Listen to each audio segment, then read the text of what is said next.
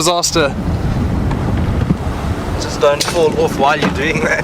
There's some sun. Look at that mean scar.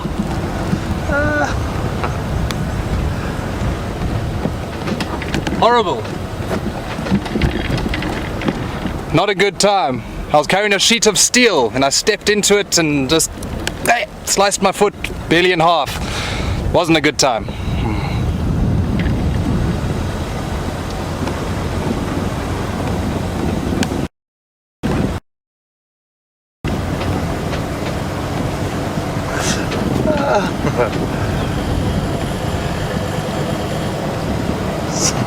Maybe you should have got a new tissue roll for Christmas. Got you sorted out. Hopefully my foot will mend up soon properly. I'll be good to go for TV. No worries.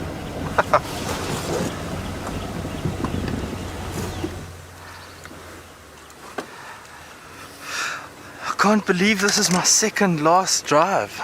The time here has gone so quick.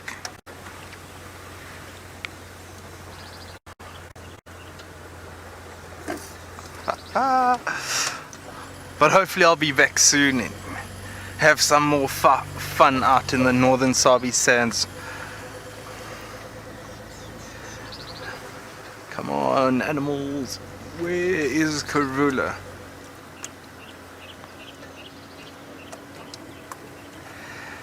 Oh no, we're leaving Cheetah Plains for someone else today.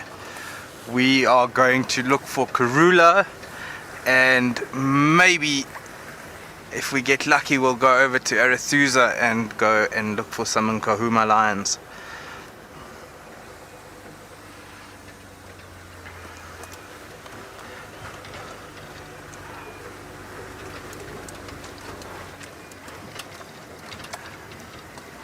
Oh, I've had some epic sightings over the last couple of days. Some awesome leopard.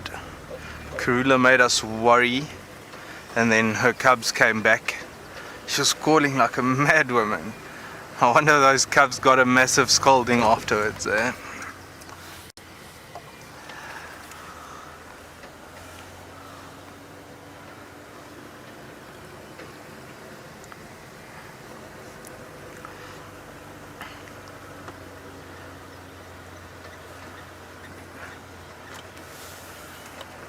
Is that a rock monitor in the water, or is it just a piece of clay that's sticking out there? Let's go find out. Not a rock monitor, a water monitor. I'm being silly. Just a big elephant track. You see there?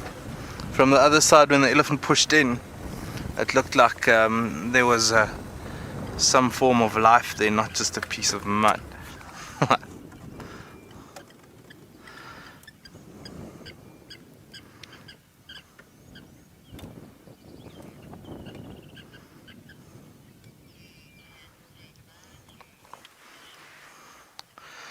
Folks, while we keep looking and scanning around, we'll see you a little bit later.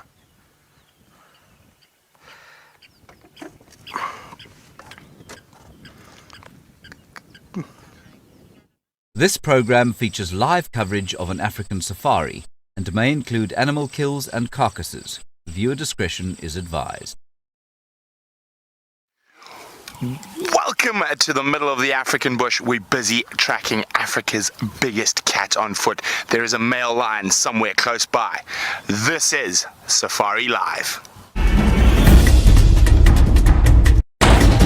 Ready?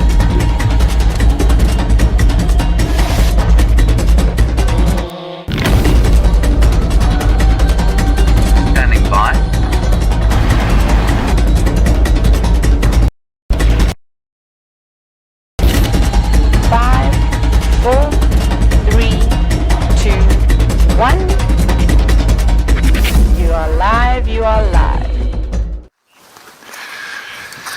Welcome. My name is Brent Leo Smith. I have Dangerous Dave the Dish on camera with me today, and we have Rexon providing us security. Now, this morning on the sunrise, I don't know where you're going, Dave. Dave is going through all the thorns, all the bushes. He's got away. He's escaped. Sorry, Dave. He's tiptoeing like a ballet dancer. But this morning on Bushwalk, we managed to find a male lion on foot. Unfortunately, they weren't able to get the vehicles in there. So we're going back into the area to see if we can find him again. So very exciting to be tracking Africa's biggest cat on foot. Now, of course, this is 100% live, so we can't script anything. Anything that happens in front of your eyes at the exact same time it's taking place here in the African bush. This is why it is called Safari Live. But remember, if you want to ask us any questions, hashtag Safari Live on Twitter, or pop an email through to questions@wildearth.tv. Now, there's a little river system that runs through here, and we saw that lion on the edge probably about there this morning. And I think what happened is, as the days got warmer, he's moved down into an area where it's inaccessible for a vehicle, but we're just going to go double check. So very exciting. There's nothing better than tracking big cats on foot, one of my favorite things to do in the African bush. But of course, Bushwalk's not always about the big hairies and scaries. We will be keeping a lookout for all sorts of wonderful creatures, insects, flowers, plants, birds, butterflies, bees, and everything. So there we go. Oh, and our first mammal on the Bushwalk is staring at us through the bush. They probably can't hear us yet due to the strong wind, and I tend to use that wind to my advantage as we stalk towards the lion. There's some impala. I think they have spotted us. They look like they are looking towards us. There we go. Now, it's very interesting when you're walking in the bush, when you watch different animals' behavior, how they interact with you on foot. Now, you can see they know I'm here and they're still not running. Now, if we get a bit closer and I start displaying what is called predatory behavior, they're probably going to run away, but we don't want to spook them because they might run into the lion, wake him up. So we're going to probably just skirt around the edge of that herd of impala and head towards where I think that lion's sleeping. While we do that, let's go see what Taylor's up to in Wendy. Good afternoon. You won't believe what we've literally just found this second as we're driving to check a couple of small pans. We've stumbled across this elephant bull with a very floppy ear. You can see it's completely turned over. He's obviously damaged the cartilage at some point in his ear, but isn't he absolutely beautiful? Now, my name is Taylor McCurdy, and on camera with me this afternoon is VM. But it's really, really nice and warm out here today. Like I said this morning, the clouds said that the clouds were going to burn off. They have indeed. Sorry, I'm just trying to get the vehicle to stay still. No, Wendy, stay. I have to no, Wendy does not want to stay in gear, so we'll just have to sit with our foot on the brake, unfortunately. But he's a lovely chap, and he's so relaxed with us. He hasn't even shown us one bit of attention this afternoon. Now remember, this is a live safari and we'd absolutely love to hear from you. So if you'd like to send us through any questions or even just to share some of your magnificent screenshots, you can do so either by hashtagging Safari Live on Twitter or sending us an email, questions@wildearth.tv. Hello, Elephant Bull, and I wonder if this Ellie is perhaps on his way towards Twin Dams. We're not far from there now. There's definitely a possibility he could go and have a splash in the mud. Looks like he was maybe there earlier this morning or even late yesterday. He's got a bit of mud crusting all over his body. Hi, big boy. And well, he's just really enjoying all the grass this afternoon. Munching away, very much like the elephants are doing, or were doing this morning. I think that's what they're going to eat as much as they can of over the next few weeks, just in case we don't have any more rain and the grass does disappear very quickly out here. Especially when you're an elephant and you have to eat 5% of your body weight every single day. You can imagine the amount of food that they must need to feed on a regular basis. He's a beautiful chap. Now, I actually I didn't even see him. I didn't spot him, sorry. I actually spotted some vervet monkeys first. I want to go down just below over here, because it looked like it was actually quite a big troop of monkeys, and I wonder if they haven't come down for a drink. But they best be wary, because this is Mr. Hosanna's land over here. We're heading to his favorite little fishing pond. We'll just check the surrounding area. Hello, monkeys.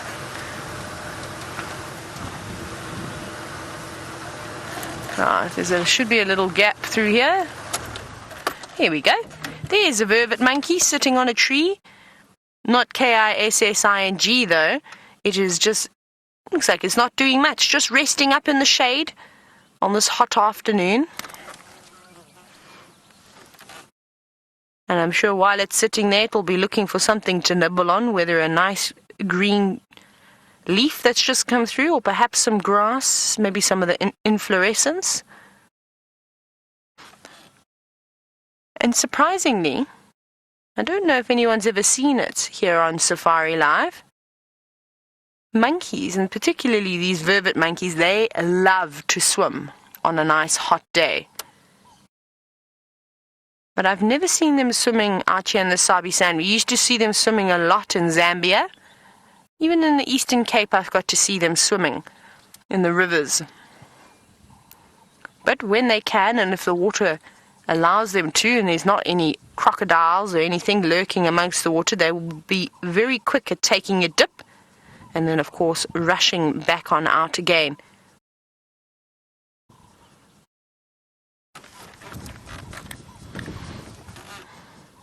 Hello, monkey. Let's see if there's any more. There's a whole troop here. I want to find all the little babies, because I saw them dashing across the road.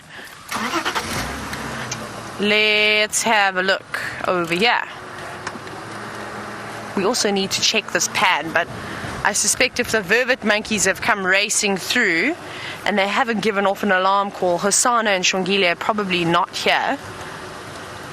Or they could be, well, hiding away very well. Rightio, it seems as though the monkeys are not sticking around for too long this afternoon. Maybe we'll find some more, but we're on our way to Cheetah Plain, so we're going to get on with that, and we're going to send you back across to Evia, who's at his own pan.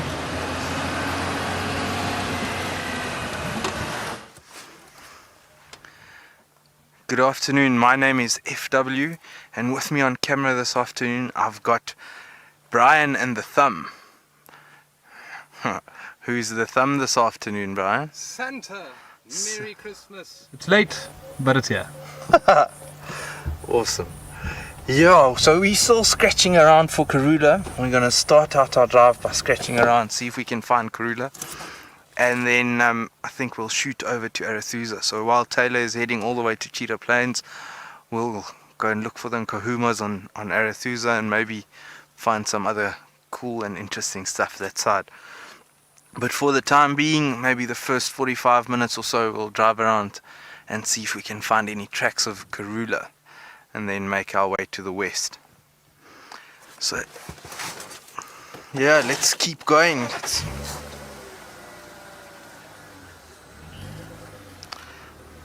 So yeah, this morning Taylor was with the Kahumas.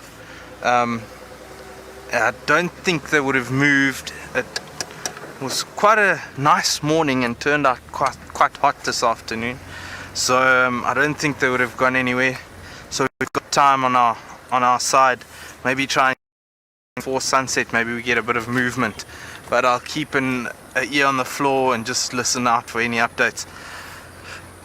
And maybe we get lucky with the Queen of Juma as well. Maybe get to see Karula. There were some tracks for this morning, so we're working that area, see if there's any more tracks. There was a bit of rain during the middle of the day before, kind of between breakfast and lunch, so might have washed some tracks away, but maybe, fingers crossed.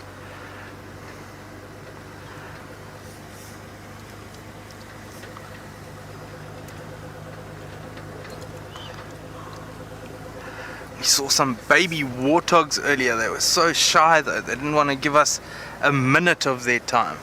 Just ran off, tails in the air, and Mum following behind. Looked like Mum had a nice mud wallow as well. She was nice and caked in mud, wet. The babies just said, no, we don't want to show ourselves. And off they went. So maybe we bump into some more of them. Hopefully they're not as shy. Ooh. Mum sitting in a mud wallow.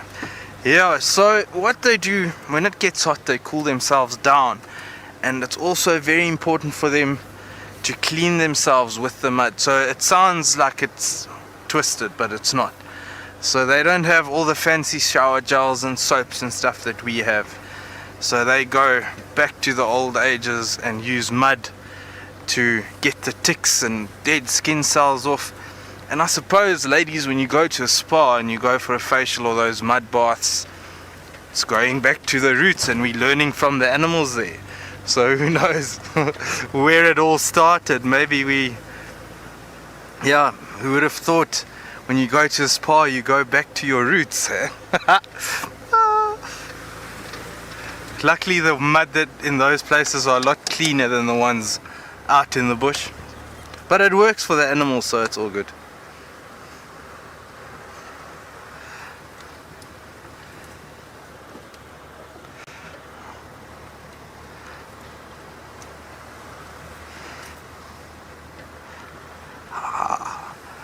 I know where we are. We're at the place where I had my mud wallow the other day.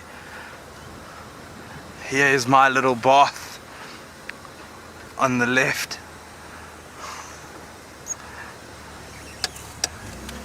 There's a lot less water in there than there was when I was in it. Maybe had more visitors in the time being, and the heat must have dried it out quite a bit.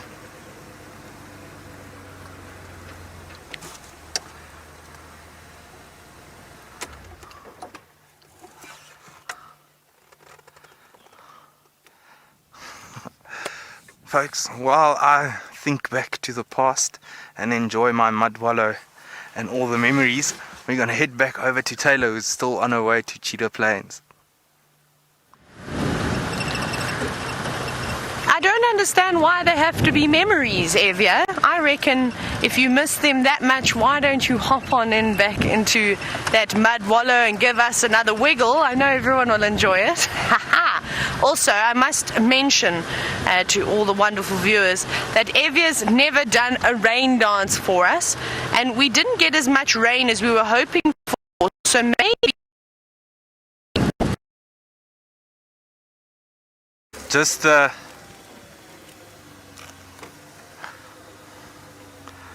so we've just left our mud wallow. It sounds like Taylor's going through a little patch where the signal's a bit tough. It's a long route to Cheetah Plains, so she'll be back shortly. She won't take too long through that area, and then back in action, and she'll give you an update of what's happening on Cheetah Plains. But let's keep moving. I think we might start heading in the direction of Arethusa already, and maybe come back later into the area of Karula. Maybe she's also snoozing, so it might be worth it. Head over that side, see what we can find there, and then make our way back.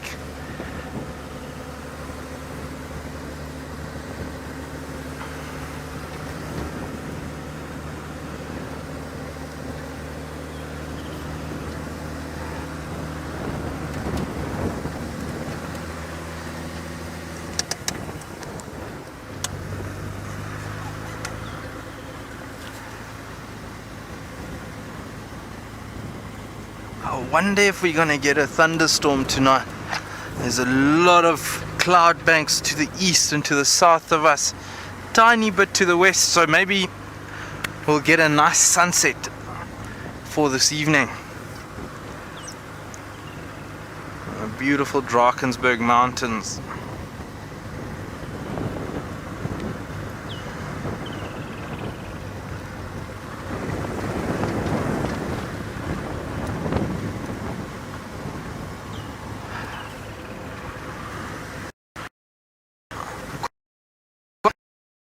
explore Arethusa a bit more. I haven't been there much over the last week or so.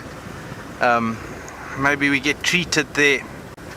Maybe go find something new.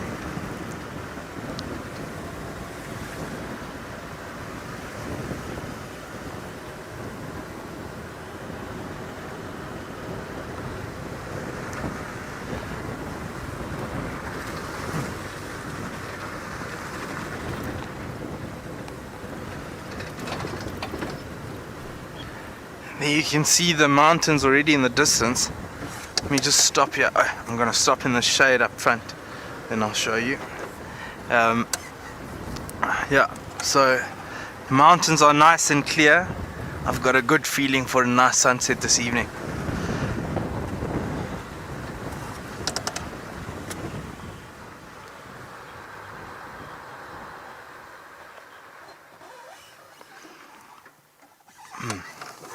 We are in a massive area. Brendan, you would like to know how big this entire area is. So the Sabi Sands is part of the Greater Kruger National Park, and we are dealing with the area, the entire Kruger National Park and all the different private reserves in it. It's about the size of Wales, and the animals are free to move all over this place. So you can imagine how the distances these animals can cover if they wanted to. So that's more animals that move around. Your territorial animals like leopard and lion, they don't move that far. They find an area that they enjoy, they make it their home, they make it their territory, and they protect it. Animals like elephants, they'll move a bit further afield and just go where the good food is. And that is also why over the last couple of weeks and before that, maybe elephant sightings dropped down a bit. There was maybe better rain in different areas, better grass out already. Same with the buffalo, so they move to those areas, get the good feeding, and then once that's a bit more depleted, they come back and give this a chance to grow again. And those, if there's more rain, it'll grow again, they'll move back. So they move back and forth in a massive area.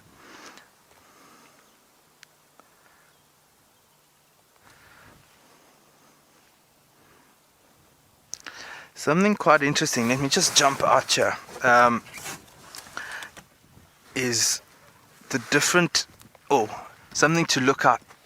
After the rain, if you look at some of the footprints here, this is a footprint of something, but you can't really tell any detail. The rain has washed all the little finest soil granules in, and so you really need to have a good look.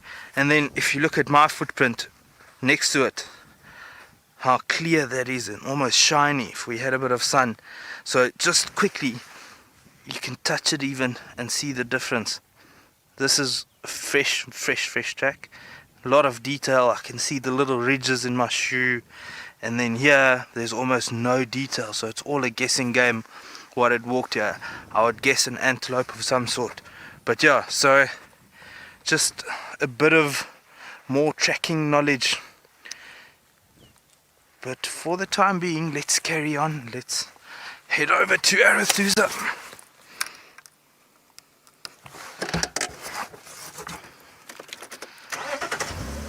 Something's stuck in my neck.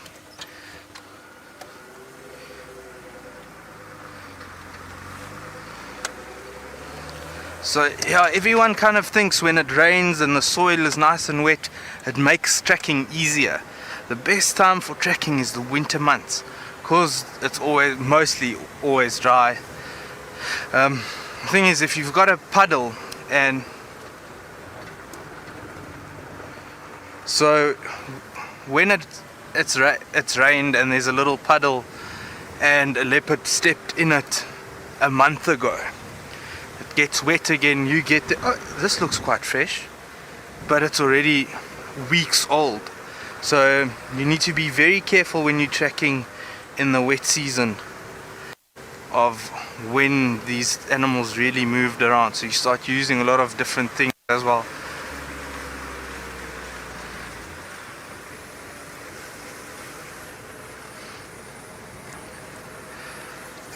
Thomas, our rainfall has been quite good this year so far. After the drought we had last year, this is already a miracle that we've got greenery out and good grass, and hopefully it continues. We need it to continue and keep going for as long as possible to get everything sorted out and get all the animals back in good condition. Those buffalo herds that move around, shame the poor things, you just see hip bones sticking out, and yeah, still not the highest amount of energy, but they'll get there. It takes time, we'll get there. So I've just crossed into Arethusa. You're gonna see me looking down quite often. I'm using my phone for a map, so yeah. Hopefully we won't get lost this afternoon, Brian.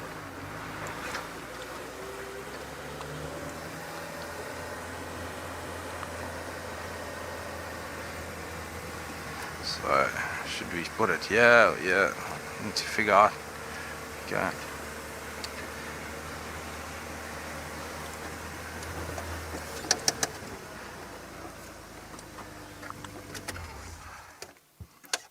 So, thank you to technology. If you look at this little blue dot, there we go. There's a little blue dot. That's where we are now. So we are on a road called Parallel Road South, and we're gonna stick on this parallel road and head to the north. Try and see if we can find those Nkuhumas. I think they were somewhere on this parallel road at some stage this morning. So what do I need to do? Okay, I need to change my radio channel. Here we go. So we can chat to the Arethusa guys, let them know we're around. Ooh.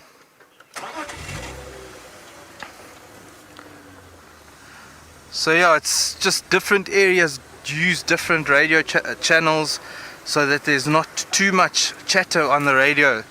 Just makes everyone's lives easier. So when we cross into an area, we let them know we're there, and we find out what's happening on their property and start planning our safari further according to the information that we're getting.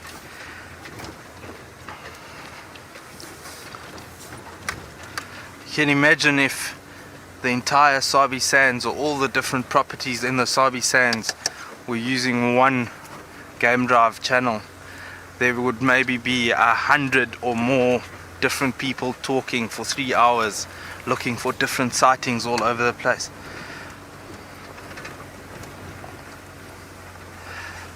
So folks, it sounds like Taylor's made it all the way to Cheetah Plains. Let's go see what she's up to.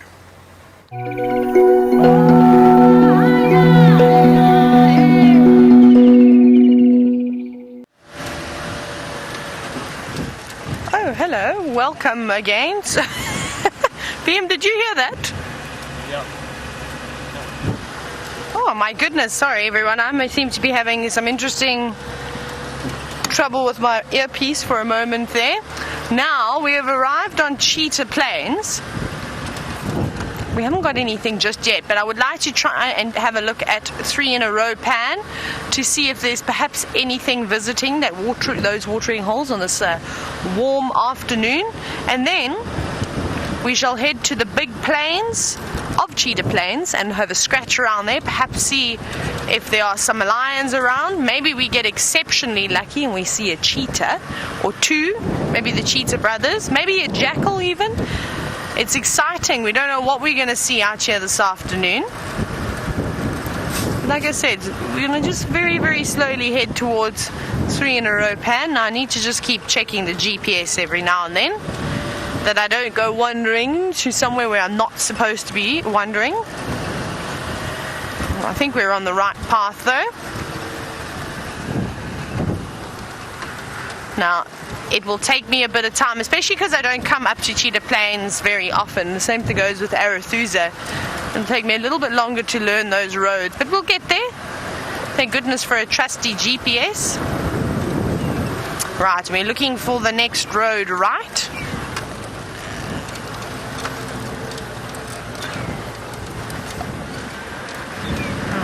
Okay, we're coming up to the road that we need to be on. We'll turn on it in just a moment. Looks like they've been doing a bit of road maintenance here on Cheetah Plains, which is quite nice. The roads are very smooth. And it's like they've redone all the bolsters and the mitre drains that go off to the side. Very nice. And it's important that you continue with road maintenance, especially when you're out here in the bush. It's part of the job. And it's something that we are taught as guides, is how to maintain roads, where you should make a road, where you shouldn't make a road, how to make gabions and ways to prevent erosion. So it's not just all about the animals, it's a bit about conservation as well, and the do's and the don'ts. Right, let's see. I've seen a jackal here before. Let's have a scan and see if there isn't one, perhaps maybe just lying up under the shade of a tree. That's where I would be this afternoon. Nope, doesn't look like it over here though. That's the beauty of Cheetah Plains, is that you just don't know what you're going to see when. I suppose all over the property you never really know what you're going to see. Okay, our watering holes are just up ahead.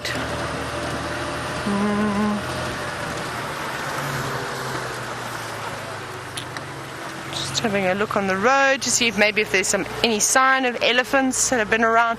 Maybe a big herd of buffalo. That'd be nice to see. Rightio, here we go. We're ready to see the pans. What is going to be in the watering holes? Are we going to see some buffalo? Is there going to be a hippopotamus? Maybe a large herd of zebra. Right, first pan. Nothing. These ones have seemed to have dried up. Nothing in them yet. We've got a couple more to go and have a look at though. Right. Here we go. We've got another pan. Only a little bit of water in this one.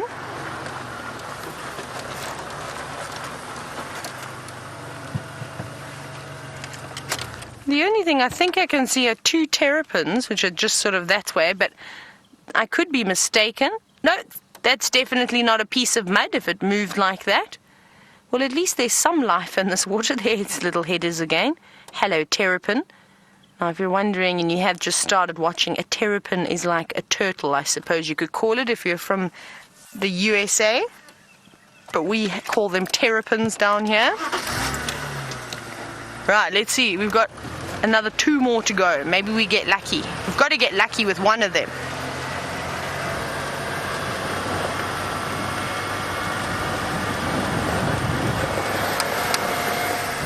Nope. And this just shows you again, look at this. Hardly any rain. Only just a very small amount of water. But you know what there's definitely a lot of? European bee eaters. Look at them all flying around in front of us. Hello. Now they all seem to be diving in the water just ahead of us. Let's go around the corner and let's sit and wait and see if we can get a better view of some of them. Maybe we even get them as they're diving into the water to get something to drink. But this is beautiful. There's loads of them. It's bee eater heaven at the moment. Oh my goodness, right, we're just going to park in the shade and we'll have a little examination as to who is here.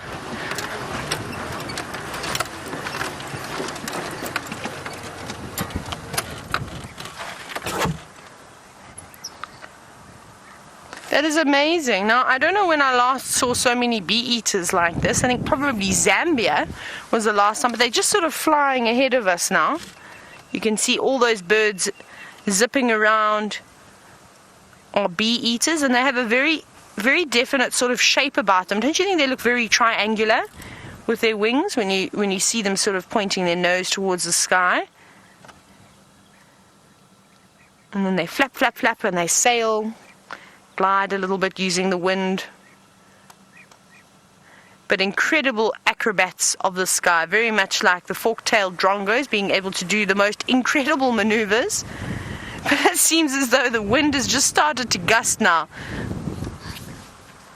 and is sort of proving a little bit difficult when you're that small to sort of fly in. Not as elegant as what they normally are. But you used to see massive flocks of bee eaters in Zambia, up along the banks of the river, their favorite spot to nest. And I think they were just really hanging around here this afternoon, possibly just having a drink. And then we've got our regulars at the watering hole, a blacksmith lapwing, and of course 2 Egyptian geese. What would a pan of water be without some Egyptian geese? VM, please let me know if Rebecca says anything. Hello.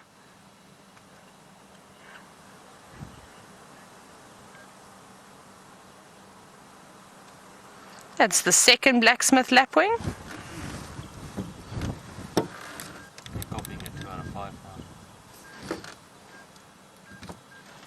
Rightio, let's move on from these little pans. It doesn't seem to be much here. Now, Kola, you're wondering if it is normal to see all those birds together. It is indeed. The bee eaters can be quite gregarious. And like I said, when I was in Zambia, in the Lower Zambezi National Park, driving around either in a vehicle and you approach the river, or the best was in a canoe or a boat, and you'd see hundreds of different types of bee eaters, carmine bee eaters, all sorts of different ones, all around together, either feeding. And the last time I saw prior to Zambia was actually when we had a fire. We did a big burn in one of the areas that I was working in, and it was incredible.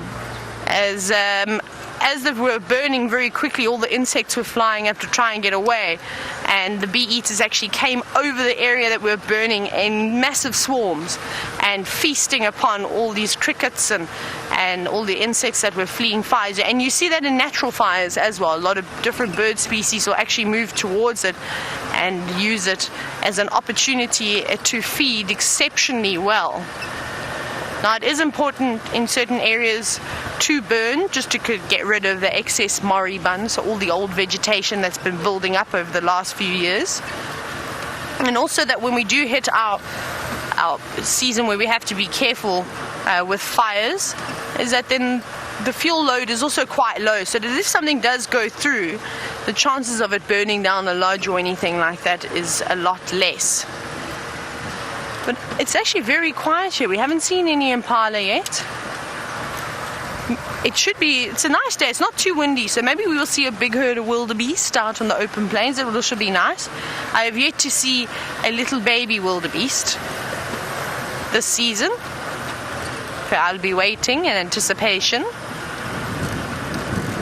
And of course, how can you not check all the marula trees as you drive on by, even the knob thorns, perhaps for a sleeping spotted cat. Always good to check up there, even down below on a termite mound. That makes for a very good spot as well.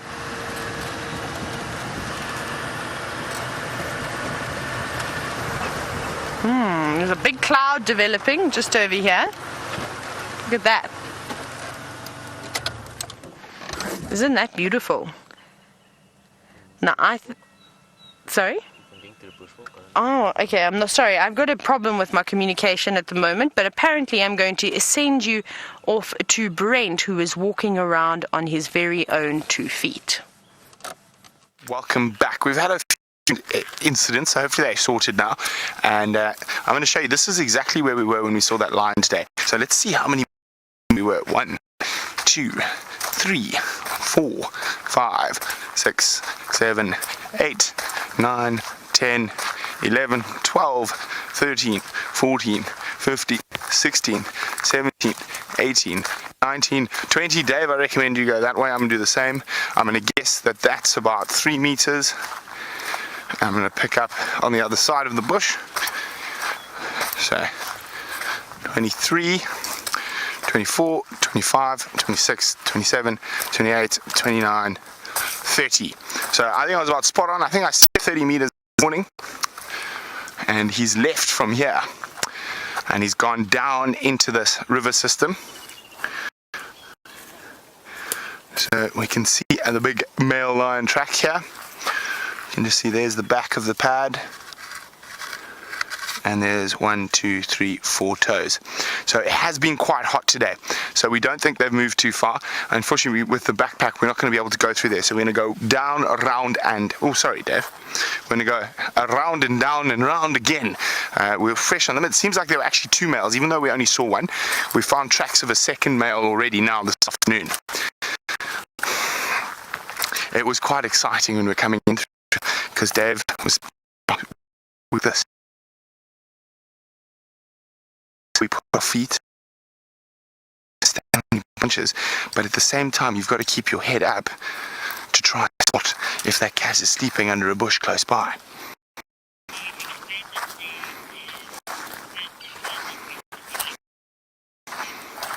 It seems like we're still having a few technical difficulties with our signal today. Hopefully we'll be up and running shortly. We're going to keep on tracking these male lions.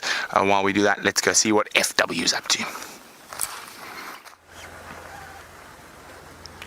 Welcome back. We're still looking for those Nkahumas. I just need to figure out. Oh, okay. Well, let's hit a left here and explore a bit more of Arethusa. There's a bug crawling on my leg, and it doesn't want to get off. What is it? Funny looking creature. No, it's fallen. Let me try and show it to you quickly. I have no idea what it is, but it's very unhappy with me catching it. Come on, go back. It's moving around big time. I've never seen this bug before. Well, let's put it back where it belongs, out in the bush, and carry on.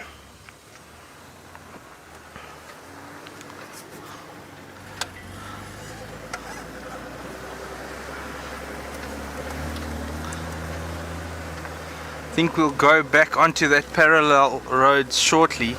Just want to do a loop around, check some of the watering holes if those lions didn't move and went for water, and then we'll head back onto that road. I didn't see... Oh, Taylor and Cheetah Plains. Well, we're going to head over to Taylor and see what surprise she has for us. We've just got the rear end of the 2 cheetah brothers as they disappear off the boundary and back into Mala Mala. They seem to be a little bit jumpy this afternoon. Perhaps it's the wind. And of course, you know that the cheetah are unfortunately right at the bottom of the predator hierarchy, so they can be a bit nervous. I'm going to go forward because they might, maybe we get lucky and we see them up on this fallen marula. Just trying to find a spot that we can watch them as they disappear. No, I'm going to have to reposition in 2 seconds. Let me go up a little bit further. Yeah, I think we should be good over here. It's very difficult to get a view though, as it is starting to get a little bit on the thick side now. But wasn't that lucky? I know it's just a quick view, but at least it is the Cheetah brothers, a spotted cat to tick off of the list this afternoon, and something that we don't get to see very often. So I'm sure you are all very, very excited. You can see he's marking his territory now, lifting his tail up, spraying urine. And there are not many cheetah left in the Sabi sand. And I think that they almost have this area to themselves. I'm sure there's the odd female that comes up and around in this area, but other than that, there's no one really else.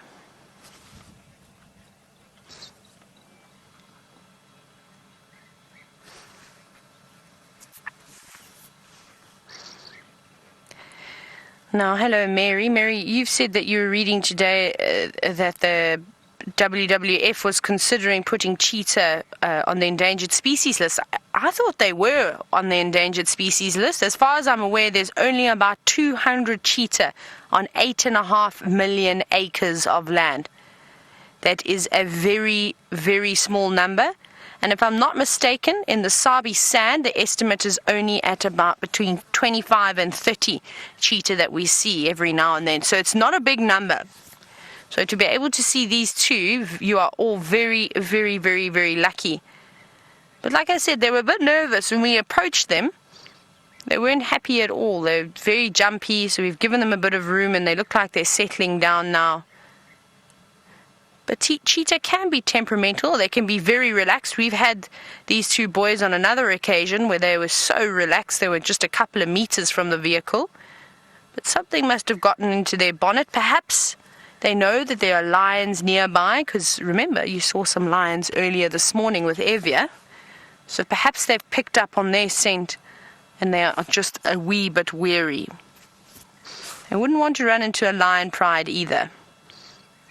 They would find themselves in a lot of trouble if they weren't able to race away and move on off. But it looks as though they've found themselves a nice cozy spot. I think, Liam, if I go a bit forward, we might be able to get a better view of that one on the termite mound. Let me try this.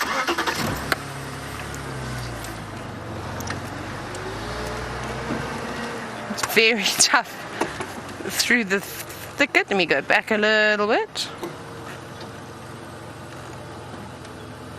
No one's got his head hiding behind the shrub. But they absolutely love to sit up on termite mounds. It's one of their favorite spots. It gives them an opportunity to scan the open area. It's a nice little vantage point. Here comes the brother climbing up. Hello, beautiful boys. And they don't look particularly fat either. And they're nice and lean. So maybe we see them chasing something around today. You never know. But we'll have to also go and check to see if those lions are still in sight just on the Mala boundary. And then, well, that will explain their behavior as to why they're a little bit jumpy this afternoon. And like we said, we are on a live safari and we'd absolutely love to hear from you. So you're more than welcome to hashtag Safari Live on Twitter with your questions, or send them through to questions@wildearth.tv. We'd absolutely love to hear from you this afternoon. Hello, boys. Now, the one brother looks like he's going to continue with his afternoon stroll and possible territorial patrol. And I'm sure if they see something along the way, they won't say no to it, and they might give a big chase. But we'll watch them as they disappear. I think we've probably only got a couple more minutes before they completely disappear out of view.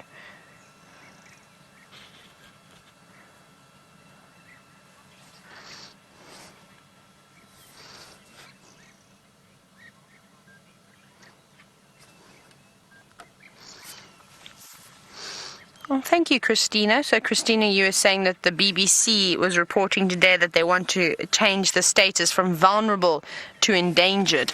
I was horribly mistaken, but I just thought with the very, very few numbers that we have on cheetah, I thought that they would have been put on the endangered species list a long time ago. Like I said, 200 on 8.5 million acres of land versus a few thousand. I'm actually not even sure what the statistics are, if they've released the new statistics yet, the new game count. But there can't be too many lions. There's probably maybe 1,500 lions, maybe a bit more. But it's always a hard one because there's some areas that, oh my goodness, the flies are biting me this afternoon.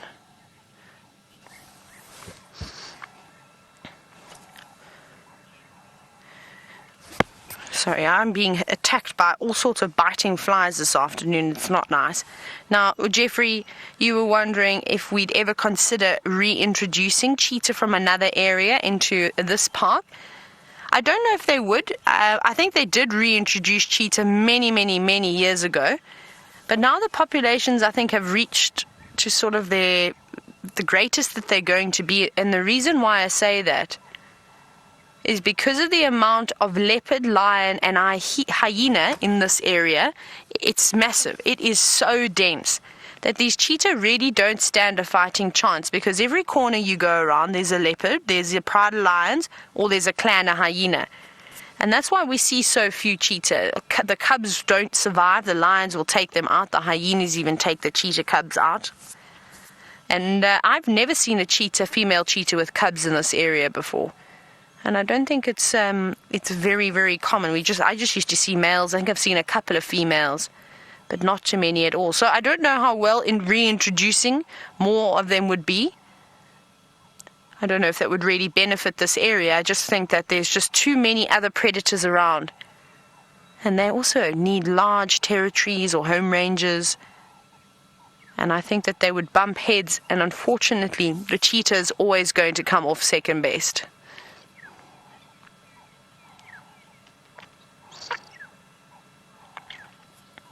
Now, speaking about territories, Tarjinder, you were wondering if their territory intercepts in the lion's territory. I'm sure it will. However, the cheetah will do a wide berth and give the lions a wide berth, and they will not really go too close to them. However, I don't know if those other lions have moved off, but we'll go and have a look. And that would maybe explain why they're sticking to this denser sort of pocket that we're in at the moment. Because normally we see them right out in the beautiful big open plains where they thrive. But cheetah are able to adapt as well to these denser pockets of vegetation. However, they do benefit a bit more when they can, of course, open up to their full speed and chase down their prey. It makes it a bit more difficult dodging obstacles when you can run at 120 kilometers an hour. I don't know where the other brother's gone. He's sort of disappeared out of sight now. Can you still see him there? I think he's maybe he's sat down under a bit of shade. Oh, there he is. Now, Thomas, you're wondering if the cats identify each other's scent marks. They definitely do. These two brothers will know each other's scent. And obviously, if they pick it up and they have been separated, that'll be a way that they'll be able to relocate each other again. And the same thing will go for a lion. A lion will be able to tell if it's a cheetah urine, if it's a leopard, all those types of things. And will probably, if it's a cheetah, even a leopard, even another lion, when they pick up on a scent, they'll see if they can follow it. And well, if they find it, especially these cheetah brothers, they have to be careful, and they've got to get a move on as quick as they can. Oh, there goes the second boy. Back down the termite mound he goes.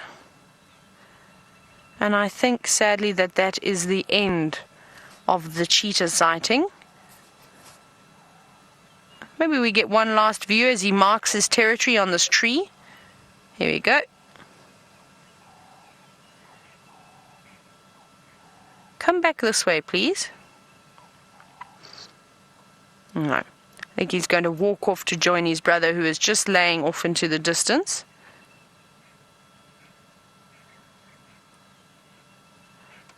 There he is.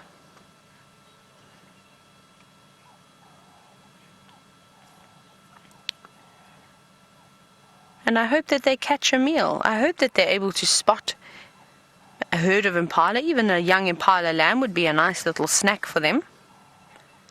But if those lions are in the area, which we'll go and check now, it means that if they do try and catch something and they cause a bit of commotion, those lions are going to hear it and they are going to react very, very quickly, because a lot of people don't realize this, but lions are massive scavengers. And if there's an opportunity to take something away from another predator, they're not going to say no. But unfortunately, you can just see them disappearing now underneath that fallen marula. It's almost like an archway. Can you see them going through there?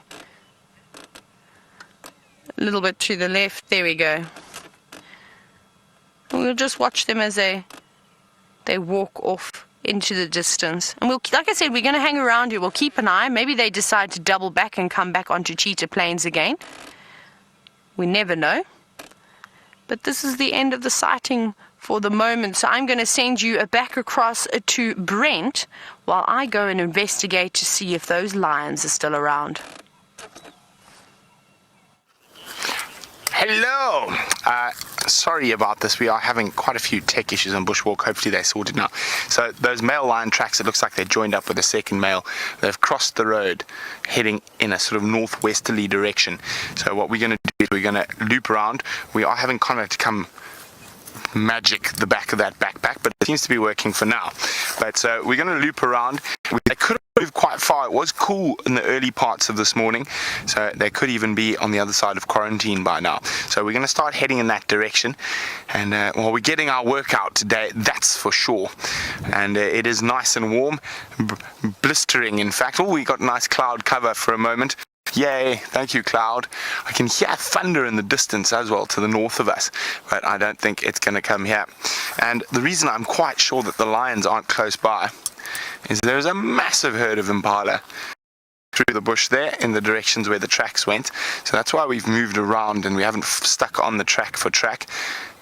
As you can see, all their tails wagging there. In the shade, clever impalas. Okay, well, let's take advantage of this cloud cover to walk on a little bit. Start looking for some smaller things while we move.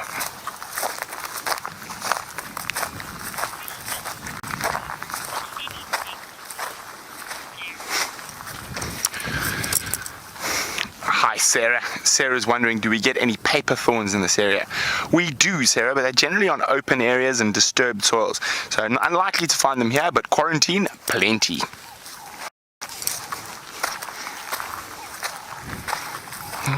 Let's have a look. We could get some interesting flowers right on the edge here. You can see we've got a few different trees. We now got some cluster leaves, so there is a little bit of a seep line here, and flowers love growing on seep lines. So far, not many, but we will keep checking.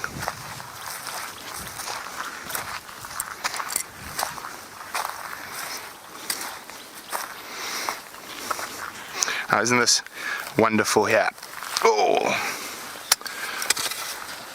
We've got an arum lily, a bushveld arum lily.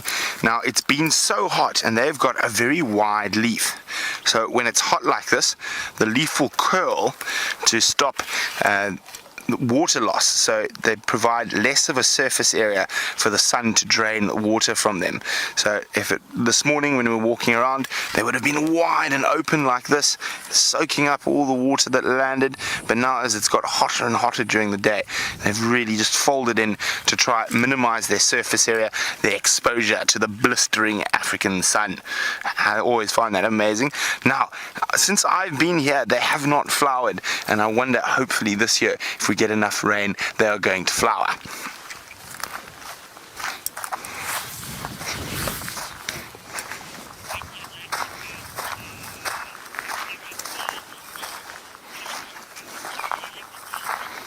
Wow, it seems like Taylor's having a storming day. Some spotted cheetah, and now one of her favorite animals, a big, great, grey behemoth.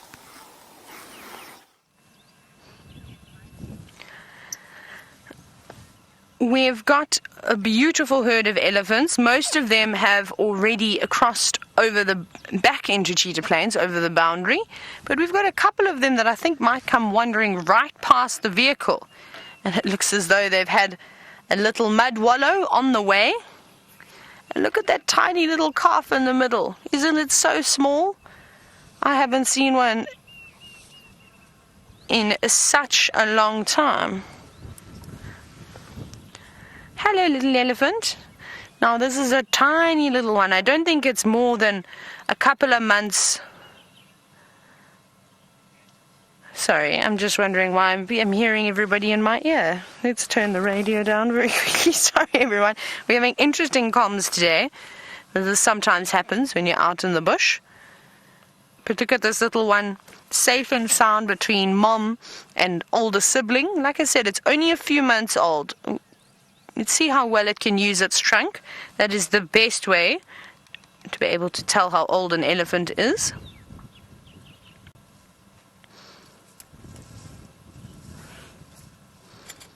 Hi, little one.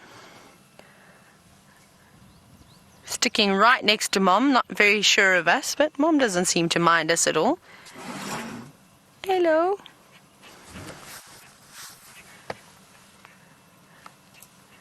I reckon this elephant's probably not more than about 3 months old. It is so small. And it'll be interesting to see what the older calf does, because the older calf seems to be the one that's most interested in us.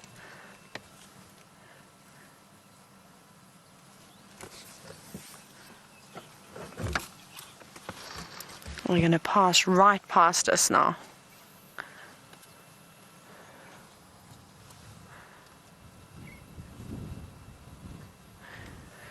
It was quite a big herd of elephants. There must have been at least about 20 of them, and maybe we catch up with the rest of the herd again. There's a couple more popping out, but this is the end of them now. You can see there's a mom and a younger calf at the back as well, coming towards us. Come, little elephant, come and say hello to us. Trying to steal older siblings' food straight from its mouth, which we see elephants doing quite often, especially when you can't use your trunk very well. Sometimes it's easier just to take it from somebody else. Little one, you've still got a lot of training to do with that big muscle.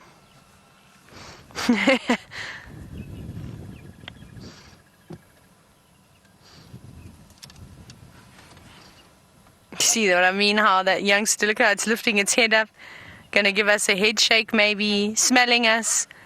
A little bit uncertain, but it's more of a curious behavior than sort of a defensive behavior. We're still just wondering what we are. That's very ambitious to try and pick that root up. Oh, wow. It did that quite easily. Though it looks like somebody had given that elephant a helping hand. It looks like that root, most of it had already been pulled out. Here we go. Now you just need to twist it and snap it off. There.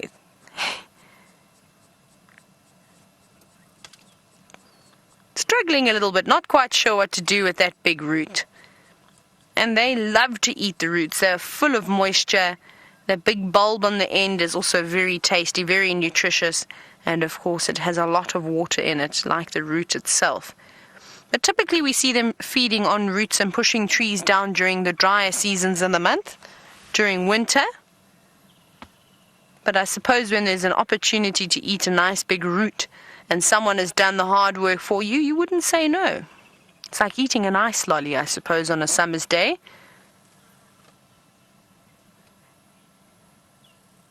And there's the little one. Now this is the calf that was at the back that I was telling you, the last two to come through here. I don't think there's any more unless there's maybe a big elephant bull that's tailing them. I'll just quickly turn my bum. I don't want to startle this one young elephant, so we can watch them as they disappear into the thicket.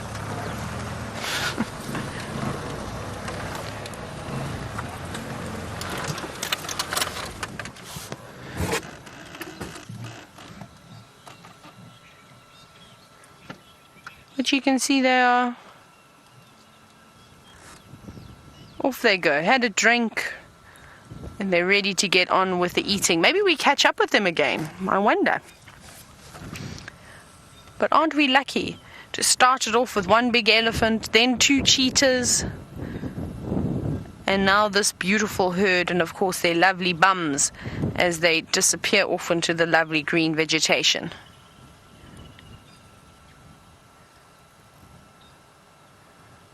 Isn't that beautiful? Cheetah Plains is treating us well already this afternoon. And off they go. Right, I think let's carry on. Let's go and see. We're going to head to the massive open plains now and see if we can pick up on those lions like we were talking about. We've been so lucky already. I'm quite excited to see what else is going to be out and about for us.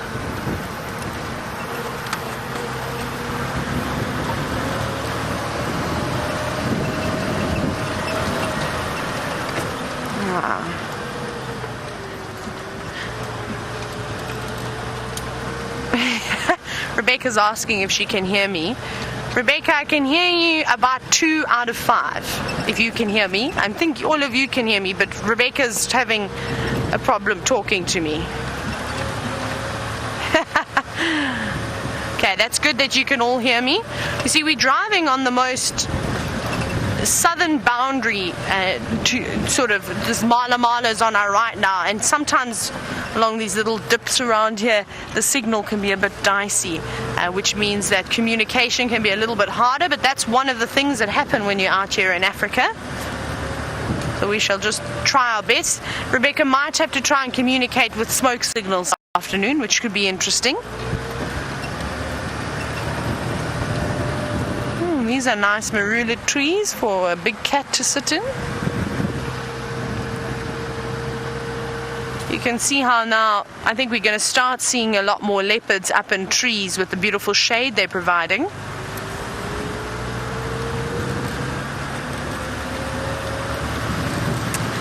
Now, wasn't it beautiful to see such a young elephant calf with that female? Like I said, I don't know when I've seen little elephants. It's been quite a while now. We just keep finding bulls. Now, Sarah, you were wondering what is the success rate in the first year of an elephant? It's actually really good. It's not bad at all. I would put it at probably about 70%. They've got their entire family to look after them unless they catch a disease of some sort, or perhaps it's a drought and it's really, really harsh conditions and little one just can't keep up anymore and it's predated on by a lion.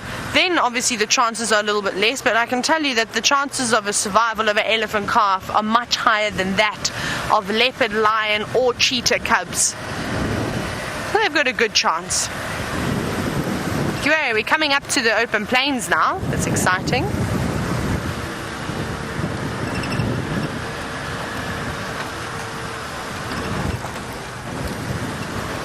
And we're just scanning very carefully here because I'm not 100% sure where those lions were seen. So we just want to have a look. Now, Ruth, you were wondering how long do elephant calves suckle for and when do they start feeding on solids? I got excited. I thought I saw something. It's just a log. Now, Ruth, they actually suckle for a very long time. Excuse me. So, an elephant will give, it's sort of a little bit deeper than that. We've got to go into a bit more sort of explaining. So an elephant will give birth every 4 to 5 years on average. They've got a very long gestation period of 22 months. Now, sorry, I'm getting so distracted because I don't want to miss these lions. Let's just check.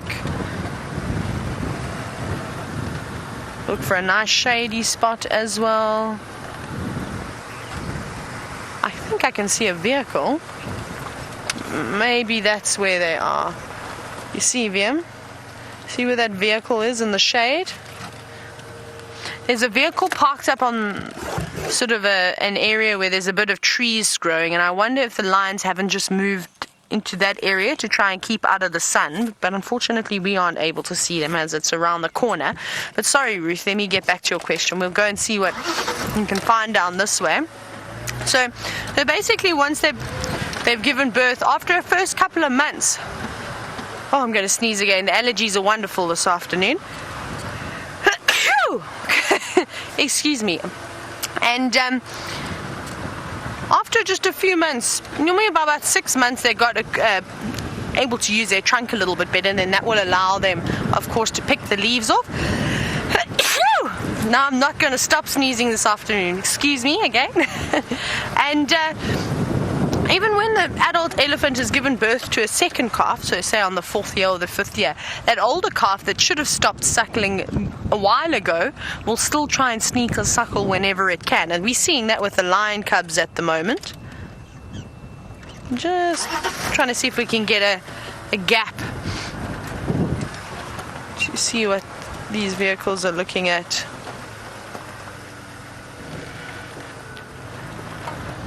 Right, it seems, I think those lions are unfortunately tucked away.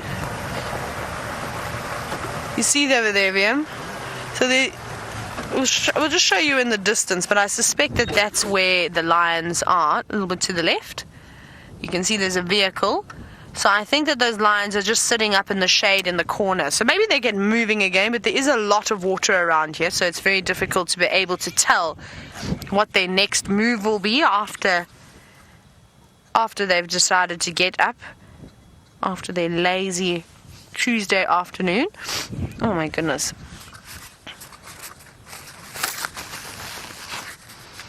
But they're there somewhere. I think let's go do a lap. Let's do a lap on the open plains and see what else we can find. Maybe something surprises us.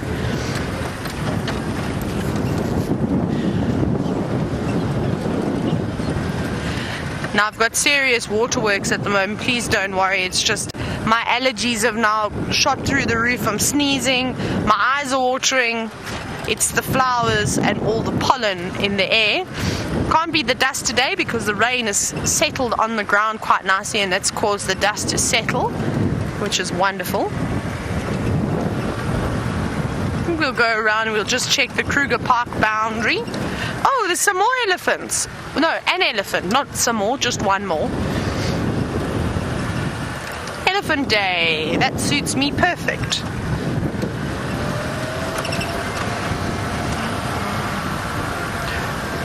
Now, most likely going to be an elephant bull if it's on its own.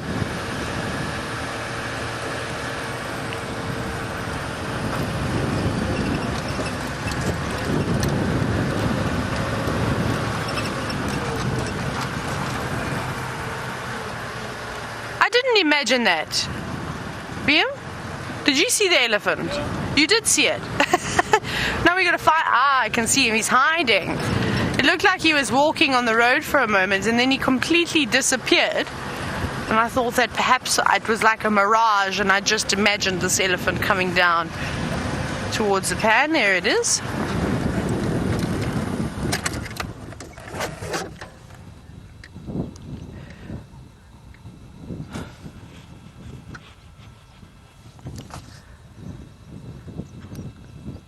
Now, just by looking at this elephant from how tall he is, his very, very rounded head and a massive trunk, and then of course, well, now he's showing the bits that make him a bull elephant. There he is. Also not particularly big, a youngster, probably between 20 and 25 years old now. Just feeding around. Maybe he's going to try and tail the herd that we've just seen. Perhaps they'll pop back out again.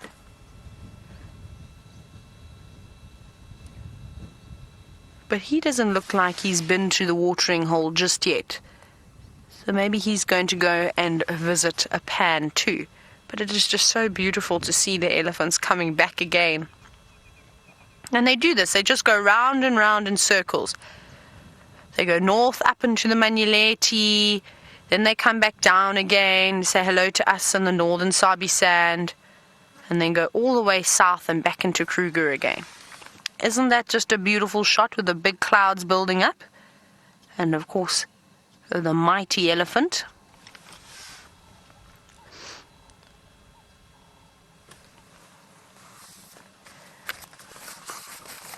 Looking for all the lovely long bits of grass.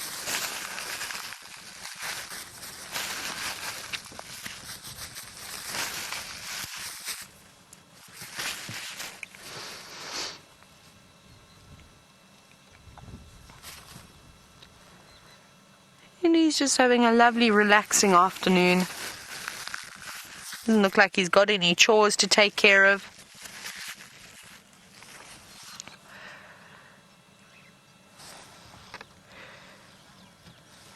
Now, Sean K., you were wondering, do elephants have teeth? They do indeed.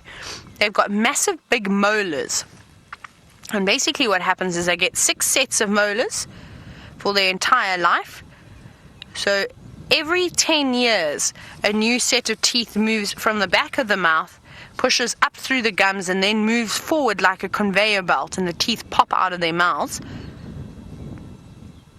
And that's how we sort of get to the age that elephants normally only live between 60 and 70 years, not too much longer than that. And that's just because their teeth wear down to the point that they can't, unfortunately, feed on all the vegetation and eat their daily requirement. So they become malnourished, which is a very sad way to go. So if there's anybody that wants to become an elephant dentist, I reckon there's a market available for you here. I reckon if you could give those elephants another set of teeth, they'd probably live for that much longer. But off he goes. I don't know what he's doing. He's sort of zigzagging. He's now come out into the open a little bit. Now he's moving back into that terminalia forest.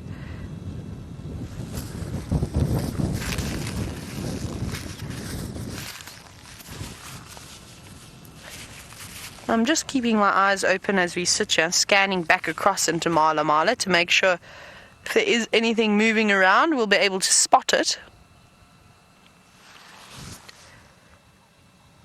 He's hiding behind a big tree now. 2 big trees. No, come back out here so we can see you. He's doing a good job of playing the disappearing game today. And there he goes. Bye, elephant. Okay, well, we'll keep going. We'll see what else we can find just up ahead. Maybe we find something else. We're on such a roll this afternoon already. Wonderful. Let's see what else we've got.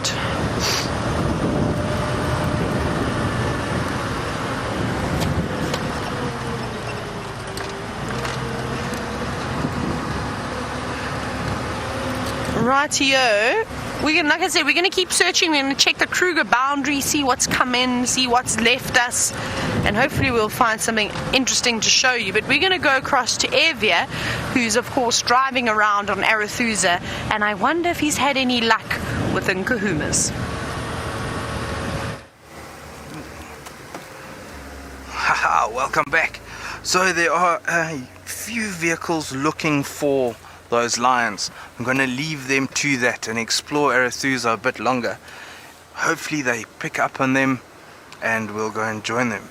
But it looks like we've got a buffalo in the water in front here. There's 2 bulls. There's one lying in a mud wallow. I'm just going to try and squeeze in here. And there is another one standing outside. Maybe already got out. We'll have a better look at him now. Well, it doesn't look like he's been in the water yet. So I'm just going to squeeze through the bush here so you can get a nice view of it. Hi there, folks. Yeah, that guy, he was in the water already. He's moving off. He's not too happy with us being here. But look at this guy. Absolute harmony on a nice warm afternoon. Chewing the cud. Enjoying a bit of a spa.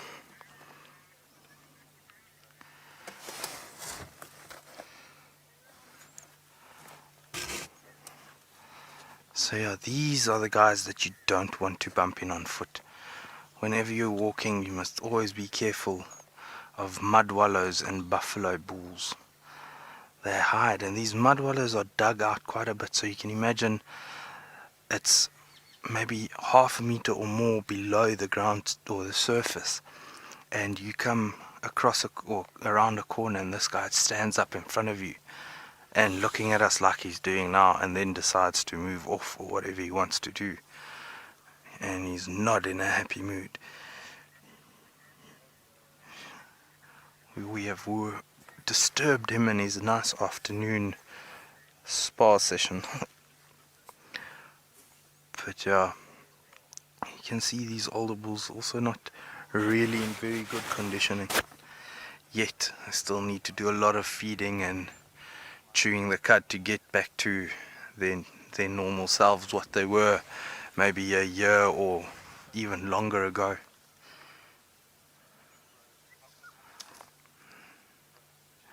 Having a fight with a tree, getting some of that mud off his ears and around his face, under these horns. Those are all areas that they can't get to themselves, so they use things like trees and branches to scratch off the mud. Areas that they can groom themselves, or even scratch with their hooves under their bellies, and so they'll do a lot of it themselves, or just walk straight over a bush, find a little bush like he's done now, and walk over it and just backwards and forwards until he gets off what he wanted to get off, and then carry on. I've seen that with giraffe as well. where they pick a bush and walk over it and use it to scratch their belly. Sometimes looks quite awkward when they do it. I think they're careful of all the different parts of their body.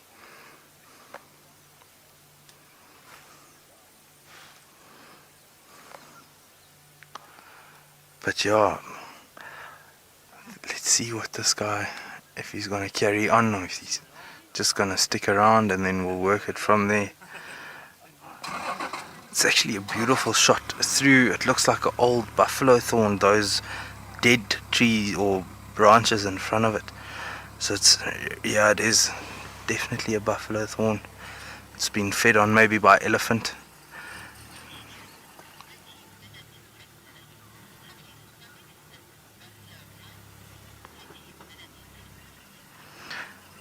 So buffalo are ruminants, same like cows or impala or giraffe. So they've got a 4-chambered stomach. There are some very fancy words that I can't remember now. I think it's rumen, omarsum, abomarsum, and the fourth one is eluding me at the moment. But yeah, the 4-chambered stomach, so the food that they eat goes through different processes to eventually utilize almost every bit of nutrients that they can get out of the food. And that is also one of the reasons why your ruminants lost condition a lot quicker than your single-chambered stomach animals like an elephant, for example. They kept their condition a lot longer through the drought than these guys did. So if you think about an elephant's stomach, you take a big plastic pipe and you put glue on the inside, let it run down. Then you take a handful of sand and you throw it down. Whatever gets stuck on the inside is more or less what the elephants would really utilize of what they ate. The rest goes out unutilized. So it's a very simple way of explaining it, but it's nice and easy to understand, and sometimes those examples make life a lot easier when you're trying to study these things and understand.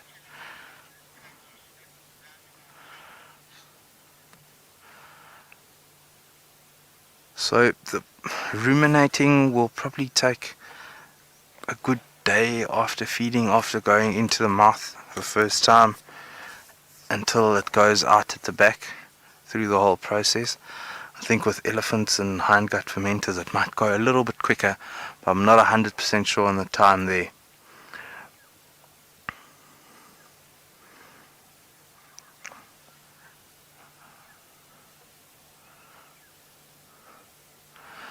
It's quite interesting, this other male that was rubbing himself off, he's busy licking that stick that he was using. So I'm guessing he's maybe feeling the need for nutrients from the soil, so minerals and stuff that are in the soil, and by licking that he gets those things. So it's like a supplement that he's getting. This other guy wants to show himself at last. He was very shy. And now he's decided to come back and give us a proper show.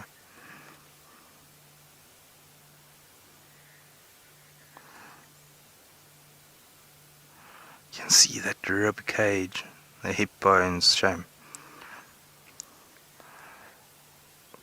It's tough when droughts come around, and it's always tough when you're out here and you're seeing these things and you know what they look like in a good year, and now you look at them and you feel for them, you feel sorry for them.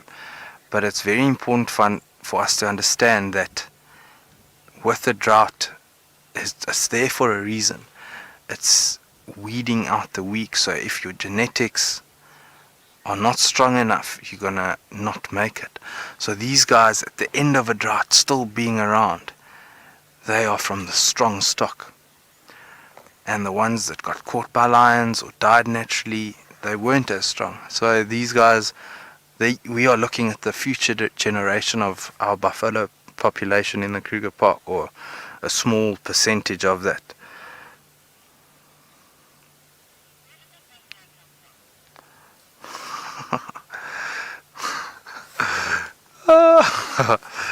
The ladies in FC are asking me where that other buffalo came from. The one was hiding to the left and the other one was hiding to the right, and they joined up quickly, just saying hello to each other, and then moved away. So it's just the two buffalo that we have here, no more, unless I also get surprised by a third one that pops up. But yeah, just the two.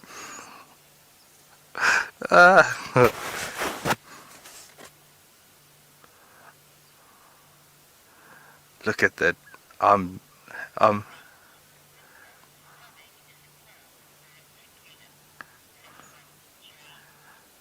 James, thank you very much. So the fourth stomach is called the reticulum. Thank you for that. I appreciate it. So rumen, reticulum, omasum, abomasum. And then it goes out.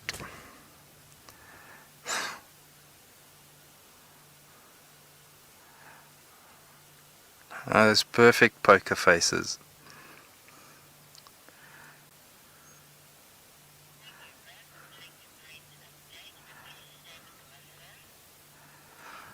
Folks, we're going to head over to Brent on Bushwalk and see what he's up to. I'm going to stick with these buffalo a little bit longer and see what they get up to. So we've had to give up, unfortunately, on our lion hunt due to some technical shenanigans. So we've got to stay quite close. So we made our way back down we're heading towards the Djuma pan. I'm going to go see if we can find some terrapins and other creatures around the water's edge. Maybe we'll go down into the dam as well, see if there's any frogs, see if there's a bit of grass growing on the edge. It is a bit hot still, although we've got some lovely cloud cover at the moment, which is making it much nicer.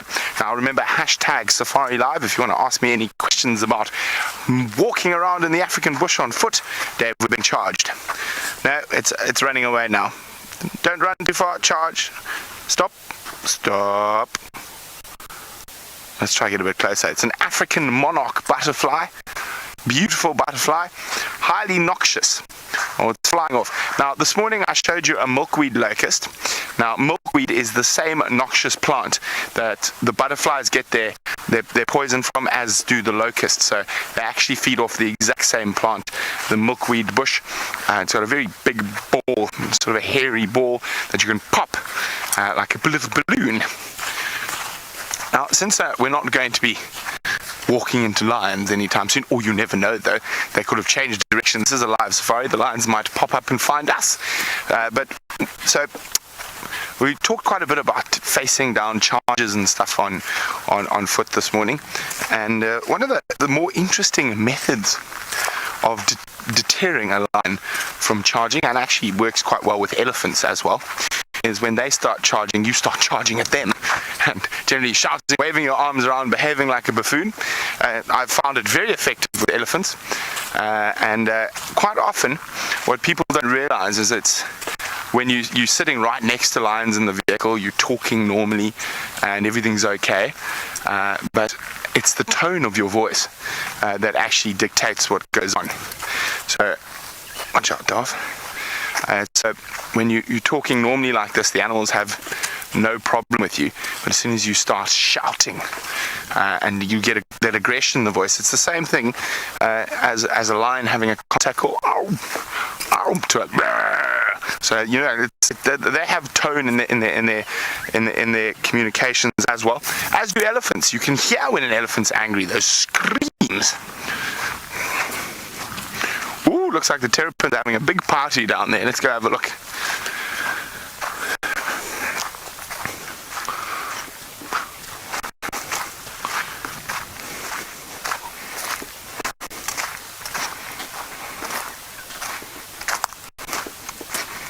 Okay, I'll stop here quickly. You can see all the movement, a lot of movement in the water. We're going to go get a little bit closer to see if we can have a good view of any of those terrapins as they scuttle about.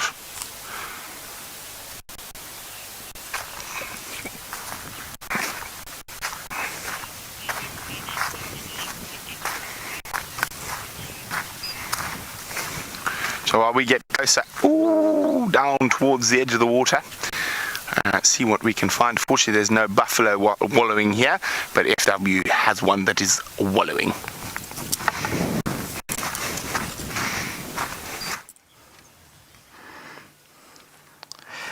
Brent must just be careful around the water's edge there, not get any funny surprises. These buffalo are moving off, so we're going to stick with them until we can't see them anymore. Then we'll carry on and see what else is around on Arathusa this afternoon. They were having a good look at us and then decided it's time to carry on with their day. It's cooling down nicely. The temperature is dropping nicely, so it's good for them to start moving around and work on that condition.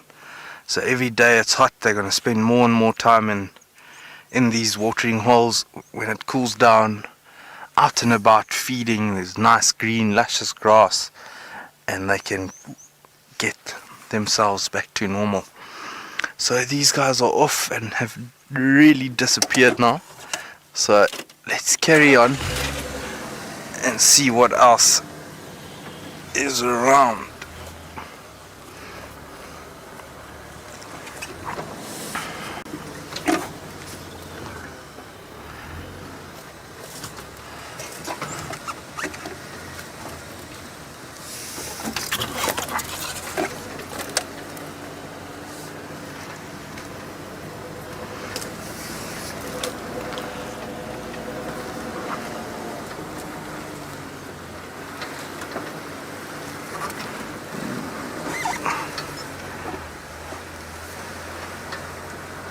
I wanted to show you some dung now. It's fine, I'll carry on a bit, then I'll show you. So basically I need to find elephant dung and I need to find a ruminant's dung. Then we'll break it open a bit and just look at the consistency, just to show you even further about the different ways of digestion. So if we see an impala midden or giraffe dung, those are nice and easy to break up and show, and then some elephant dung. So I'll be on the lookout for that.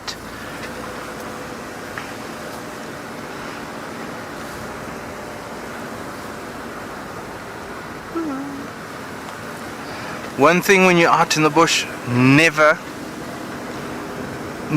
pick up any predator scat. There is a lot of bad bacteria and stuff in there, so those things you pick up using maybe tweezers or something if you're doing collections of them. But ruminants and all the herbivores, you can touch their dung. Just make sure you wash your hands afterwards. While we keep looking for the pieces of dung, we're going to head back to Brent and see what he's got for you. Well, we've gone on a micro safari. Look at this incredible little fly. Now, I'm trying to see, I actually thought it might be a species of mosquito. I'm still not convinced it's not. Now, of course, you got to remember there's lots of different types of mosquitoes, and none of the males drink blood. It's only the females. I'm just looking at the body shape. What do you think, Dave? Does that look like a mosquito? Not quite. It's looking quite funny. No, I think it's a fly of sorts, but I haven't seen a fly like that before. It's got a very distinct flying pattern. It sort of buzzes around. See those long back legs that are sticking out that are being tickled? You see them, Dave? Now that's what makes me think it might be a mosquito. I'm going to try and get a closer look without scaring him. I'm trying to see his mouth parts. Ideally, that will let me know what it is. So, of course, I think it is a fly. Now, female mosquitoes are the blood suckers. The males are nectar feeders. So you will often find them in an area like this. There's lots of little flowers here. Almost all of the same species on the disturbed soil around us here. Flannel weed and lots of different, mostly flannel weed, 90% flannel weed. And we actually came down here, as I said, we're going to look for the terrapins, but I got sidetracked by the bugs. As I said, there are also quite a few different butterfly species around earlier. Let's take a quick stroll around, see if we can Oh, Dave says we don't even have to move. And he's got a butterfly, but I can't see it. Oh no, I can't see it. And I'm trying to look over. Ah, little joker. Here we go. A common joker. Now that is the one very, very strange sighting we've had. We've had jokers sitting on leopards before when they were mating after the moisture around the female's neck where she's been bitten by the male. Oh, Dave. I saw another one of those flies. Where did it go?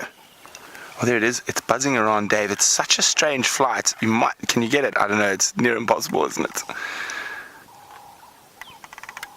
A very slow, hovering type flight, but then incapable of very quick little jerks. You see him, Dave? Yeah, well done, Davy. Oh, you see that? Yeah, he's off. And he's off. And there's now all of a sudden like 3 or 4 of them around us. Incredible. Now the slightest little movement from us sends them off and they disappear at an incredible speed.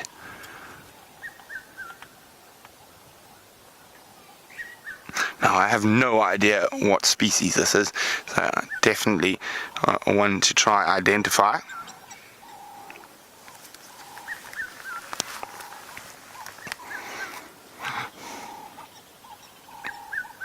Okay, well done. This is incredible. Well done, Dave. That was awesome camera work. Now, I was really happy when one landed because I thought we were never going to get them on camera. But as we jump up here and take a stroll, we might disturb a few more butterfly species. There should be quite a few in and around. Ooh.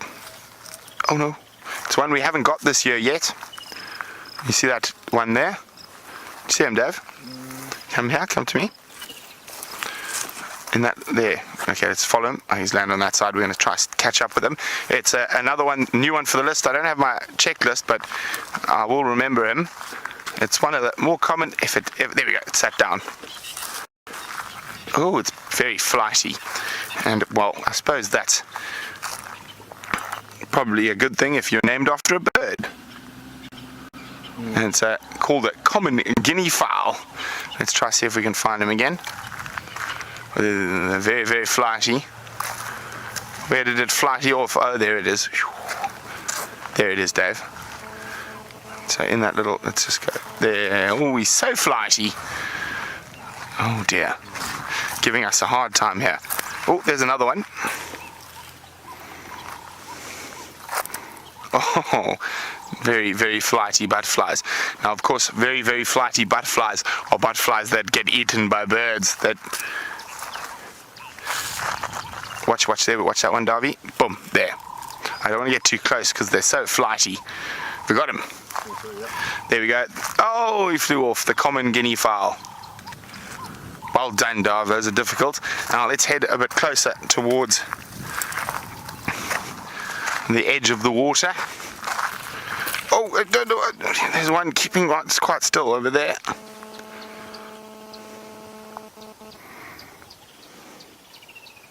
We got him. There we go.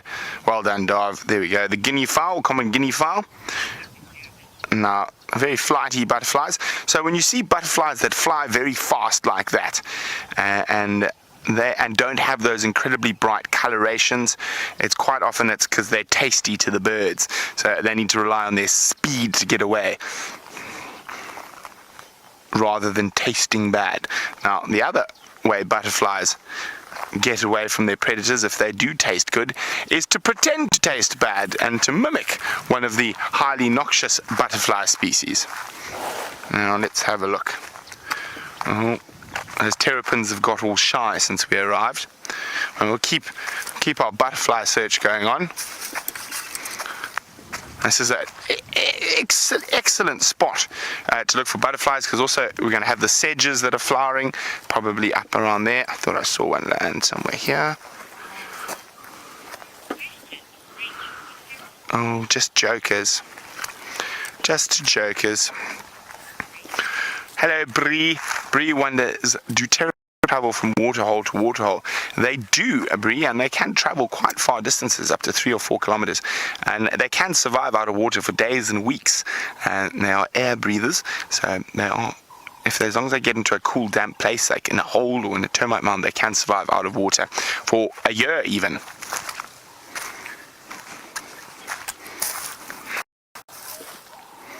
Alright, there we go. Oh dear. Here comes trouble. Oh no. Flighty, they're all flighty butterflies that are living down here. Not like our Mawati friends or silver butterfly for now.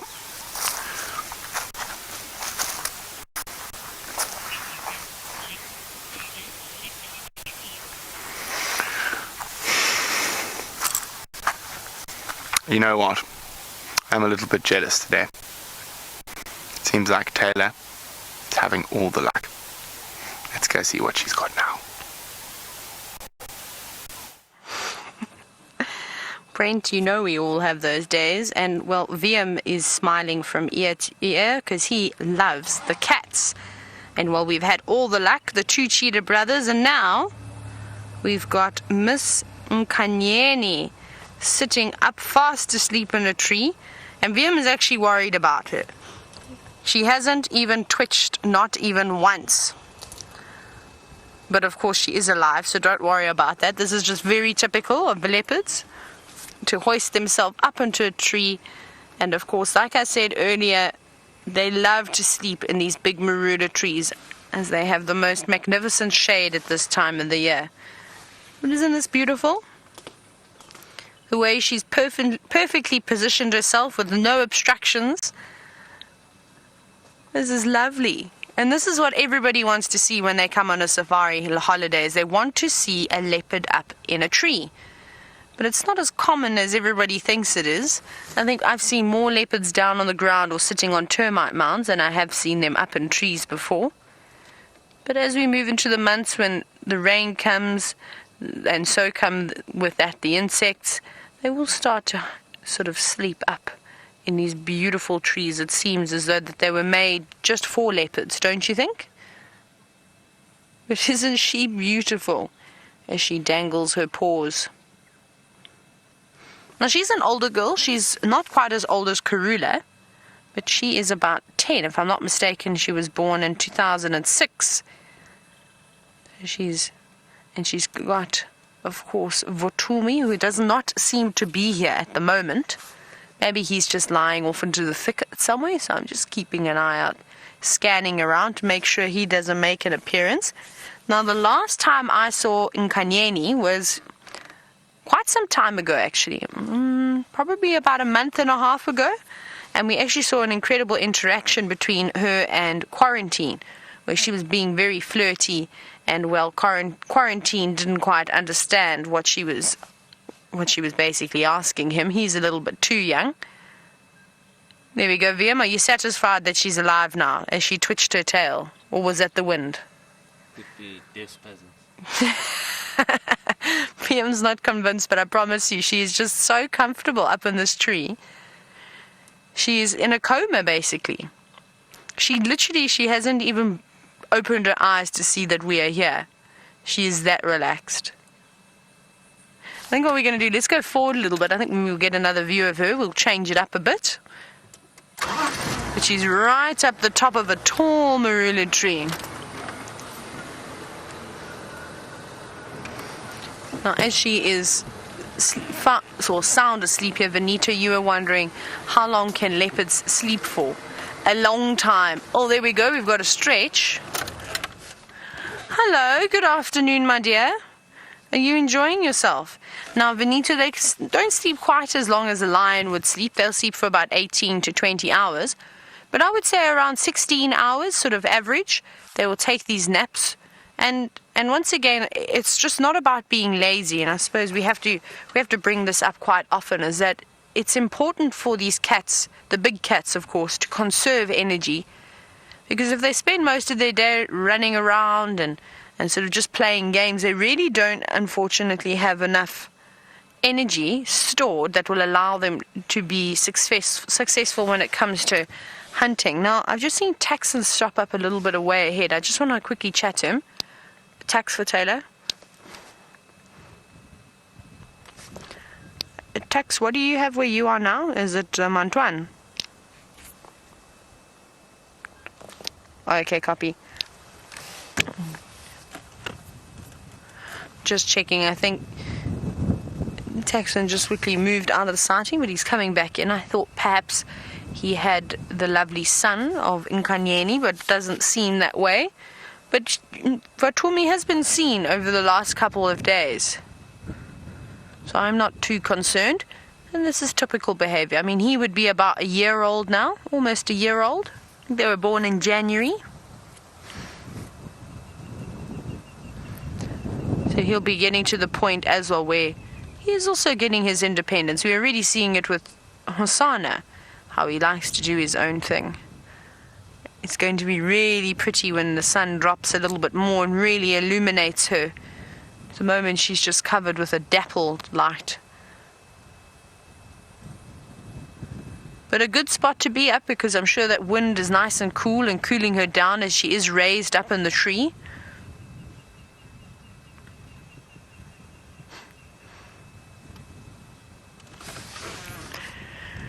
Now, Liam, can you have a look at that piece of fluff in her ear? Look at that long piece of hair there. Now, Dingo, you're actually wondering if that is a permanent feature of this leopard or if it's just temporary. Now, I don't think this would molt. You'll be surprised as to how hairy the cat's ears really are. And she does particularly look like she's got a long strand coming out of her ear, don't you think? I think it'll be there for most of the time. Like I said, I don't think the hair around their ear molts as much as the hair around their body does as they get their different summer and winter coats. Which I'm sure she probably has lost her thicker winter coat by now. Not that there's too much of a temperature change though. It's usually quite warm throughout the entire year in this area. But she likes that spot. She tried a different position, and I think she's just enjoying dangling her head between her paws this afternoon. And before you know it, she'll probably wake up, give us a big stretch, and come down the tree. And it doesn't look like she's got a particularly big belly. So I'm sure that this evening, on the cloudy day we're having, she's going to hopefully have a successful evening of hunting. We haven't been seeing too many plains games since we've been here. Just all the big cats and the bigger animals, but no impala. Still waiting to see one impala. So she might have to do a bit of traveling.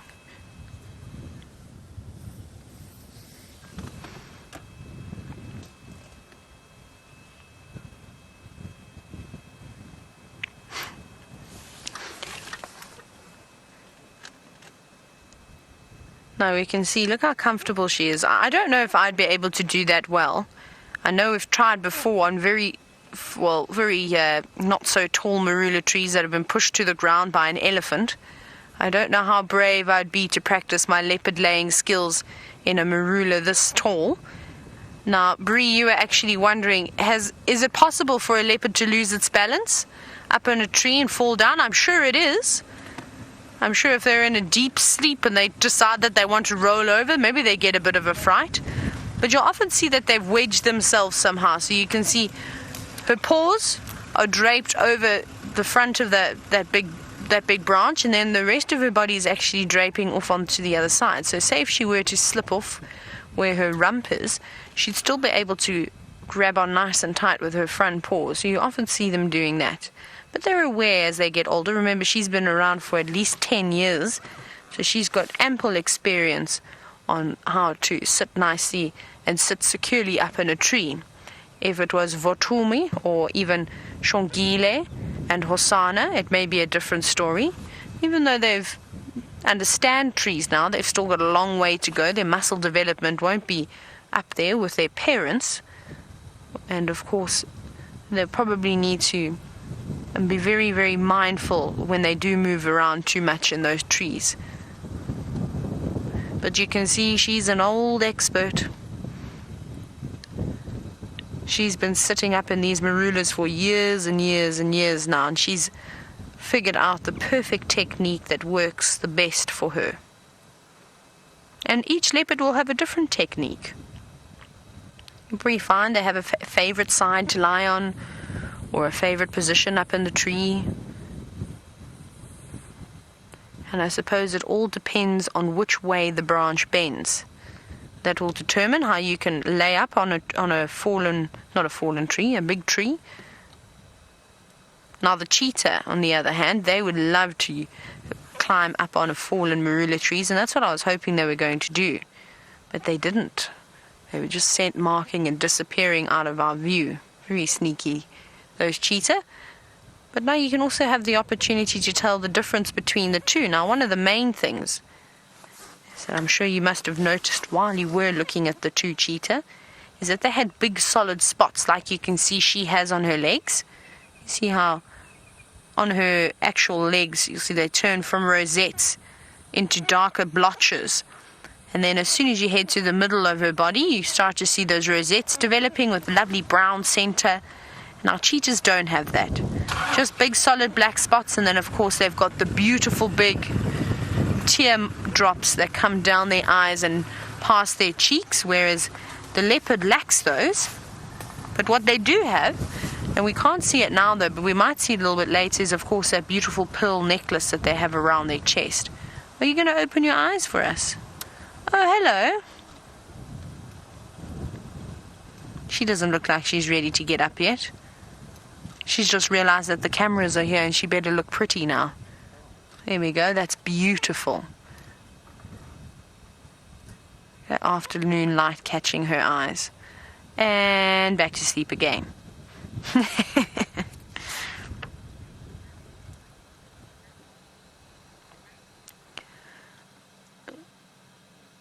She's just shuffling herself around there. And even though when she drops her legs like that, did you see that most of her body didn't even move? So she's definitely well wedged into that tree. Now, Annie, you were wondering if you were to come to the Kruger National Park, where would you have to go to see Inkanyeni? Now, her territory spans predominantly on Nkoro and Cheetah Plains, and maybe a little bit further east of that, possibly even a little bit further south, maybe just dipping into Mala Mala.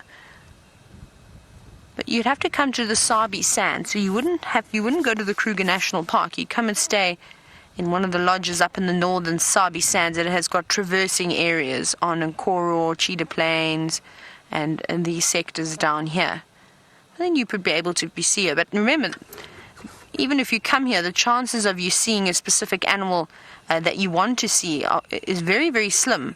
This is only the second time that I've seen her, and I've been driving around now in the northern Sabi Sands for 3 months, almost, actually a little bit longer than that now, 3.5 months.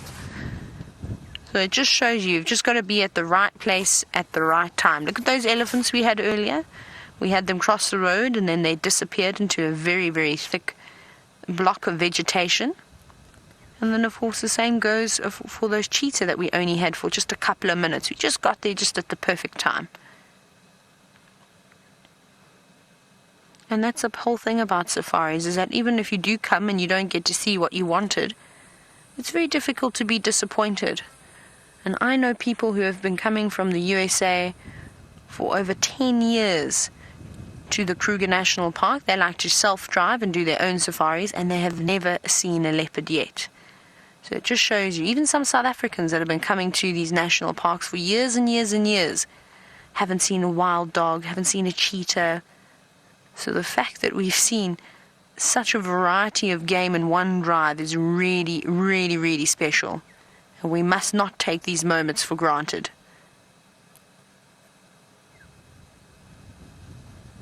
Beautiful paws.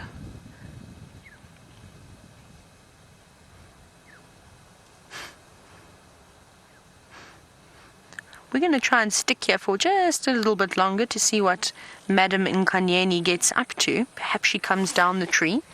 We're going to send you back across to Djuma, where Brent is sitting in the middle of the quarantine open area.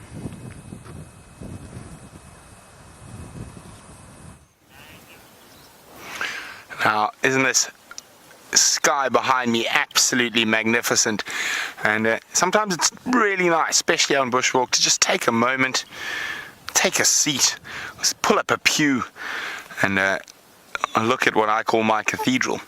Now, I'm very lucky that I've grown up in the African bush, and I never get tired of it, and I get to sit in places like this and contemplate life, but also look at little things on the ground. Here we go. Now, this is quite an interesting little hole here. It is, I'm almost certain it belongs to a bushveld gerbil. Now, it's an active hole, and I think very early this morning,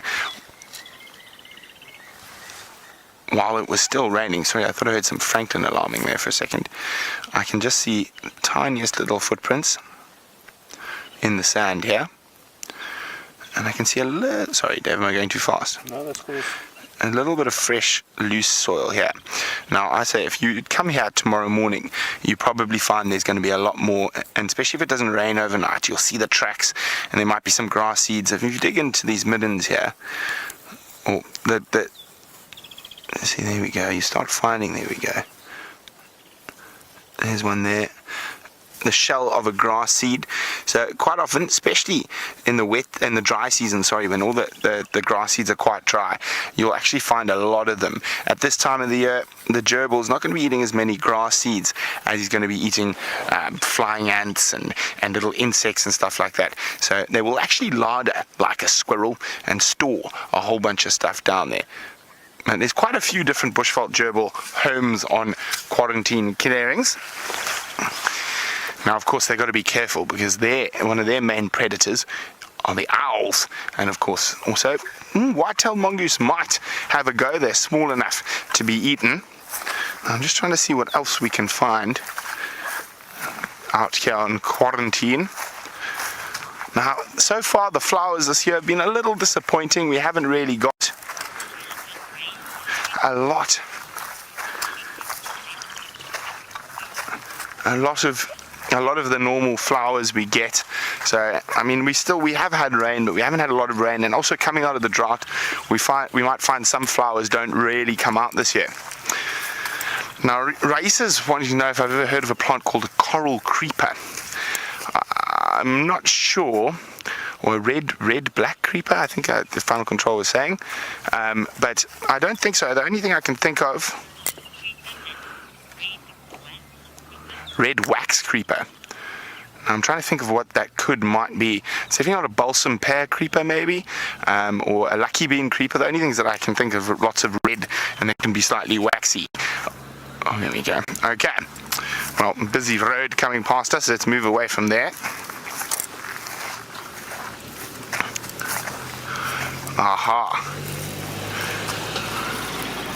Oh no, there we go. Here we go. Fortunately, someone is doing some angle grinding in camp. Now I've there we are. I found it again. Oh, now I've lost it again. There it is. Okay. Dave, you see on that piece of grass, but come around from the back. From the other side, but don't get too close, otherwise it's going to fly. I don't know if, can you see it? Just come around a little bit more. Here we go. There's that little ant fly larvae. Isn't that beautiful? Sometimes called lace wings is another name for them. So that's the adult version of those little triangular holes in the ground that are made to trap ants. And they can get really, really big. I mean, it's sort of wingspan as big as my hand. Oh, what do we have here?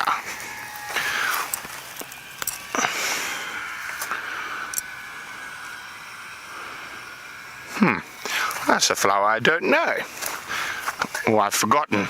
So I'm going to have to take this back with me, have a look in all my books, see if I can identify. I thought it might be a justicia, but the flower shape's wrong. Could be a polyganon, but no, it's not polyganon. The bottom petals aren't big enough. See, that's the wonderful thing about being live in the African bush. You literally never know what you're going to find, and you get to learn every day. So let's pop that behind my ear.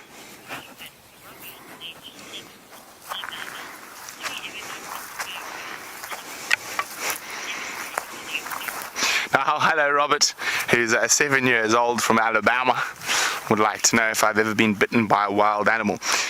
Do you count little brothers as wild animals, Robert? Or rugby players? No, I'm only joking, of course.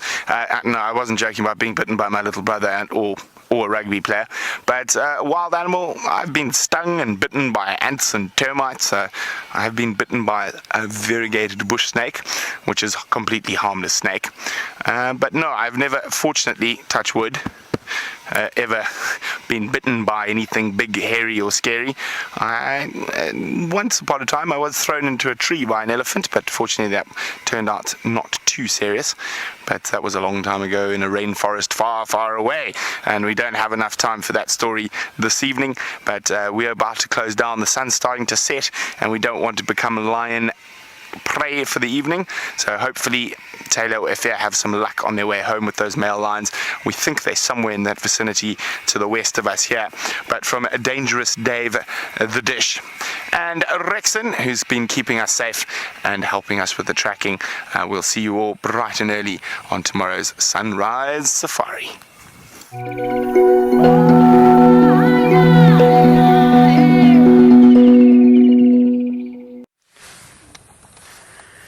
Welcome back, of course, and well, it's very sad to see Brent go now, but we don't want him to get lost in the darkness as he trundles around on foot and the big bad creatures start to come out. Now, of course, my name is Taylor McCurdy.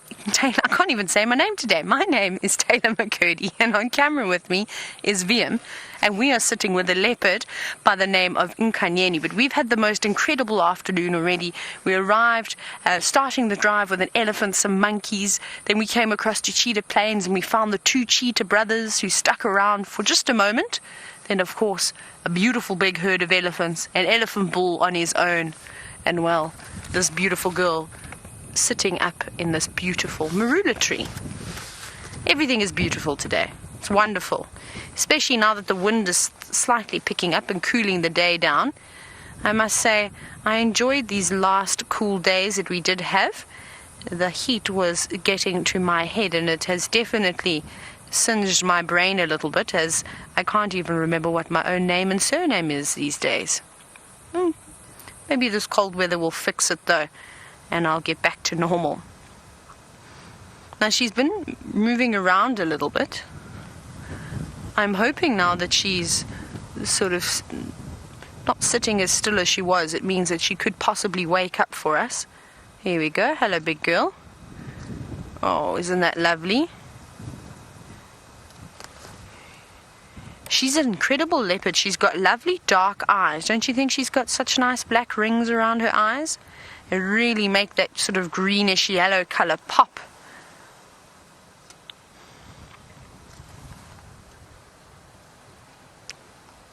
Now, Lane, you're actually asking about Inkanyeni's markings. Oh, big yawn. Ah, look at those teeth. Yep, they look good. Now, it seems as though she's got 4 spots on either side of her face.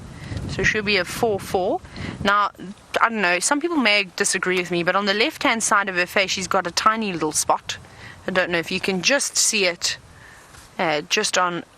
if we're looking at her, it's on the right-hand side, but it's her left-hand side of the face. Is that as we can't go anymore, huh? Oh, okay. Well, if she turns her head, sorry, that's as far as we can zoom. I would count that as a spot, because I think 4-4, but she could be a 4-3. I also saw another spot on quarantine that apparently hasn't been counted, but to me, I would call it a marking and a spot. But she's gone back to, of course, her original position now. And it was also quite amazing. She's also got a pinkish nose, like Shadow. Normally with age, their nose starts to darken quite a bit. And then, of course, I suppose that as they get older again, it starts to go a little bit lighter. But her nose is fairly pink.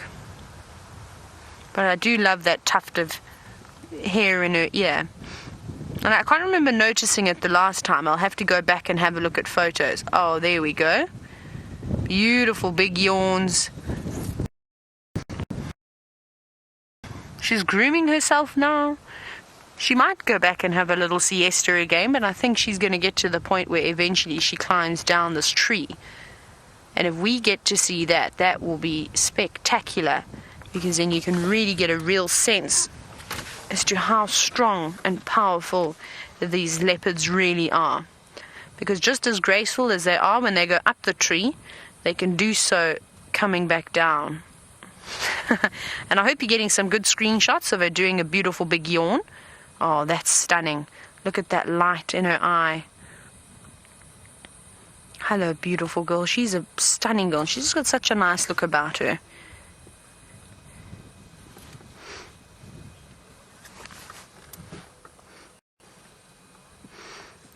Hello, Tegan, who is just a mere 9 years old. We're happy to have you here this afternoon.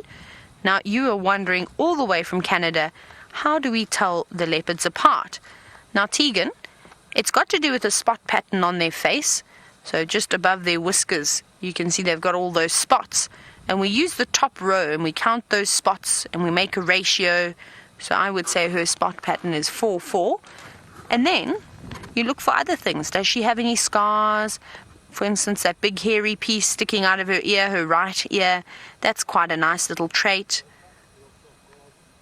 Some of them have nicks out of their ears, and that just helps you. It is difficult, though, and don't worry, it has taken me 3 months. It's still taking me probably a little bit longer to eventually learn all the leopards on the property and all the lions and be able to tell them apart, but it just takes lots of practice. So if you look at the photos of the various cats, eventually you will start to see how different they actually look from one another.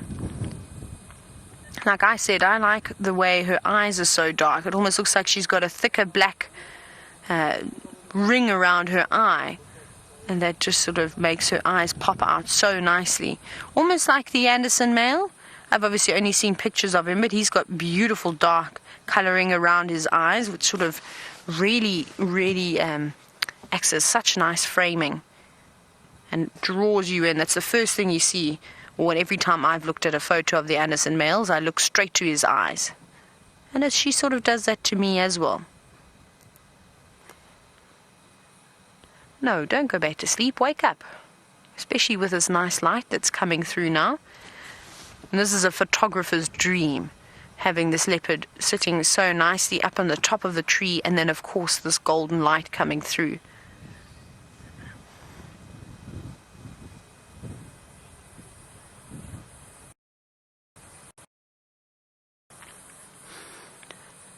Now, looking at her size, she's not a tiny leopard, and I know that Aqua was wondering, is she taller or longer than Karula? I think she's a little bit bigger than Karula.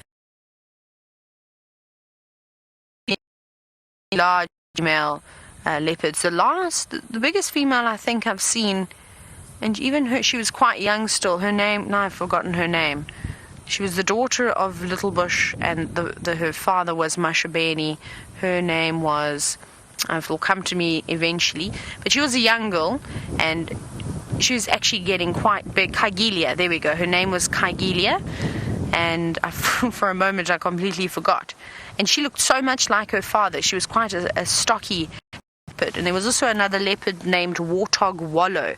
She was beautiful, an older girl, but also if you looked very quickly and you spotted her on the move, you'd often call it in as a male leopard sighting. And then you'd see her, and she was just broad at the shoulders and a little bit stockier than the average female. But she's a decent size. So I would say she's bigger than Karula, but not much, just a little bit. Isn't that beautiful shot there? And I'm all about, of course, these different types of shots. So take screenshots of unusual things, of her paw dangling from the tree. That's beautiful framing by VM. And hopefully we will be able to give you a couple more shots like this. But for now, let's go across to Evia, who has apparently got a scene with Impala, and it looks as though it's like a painting.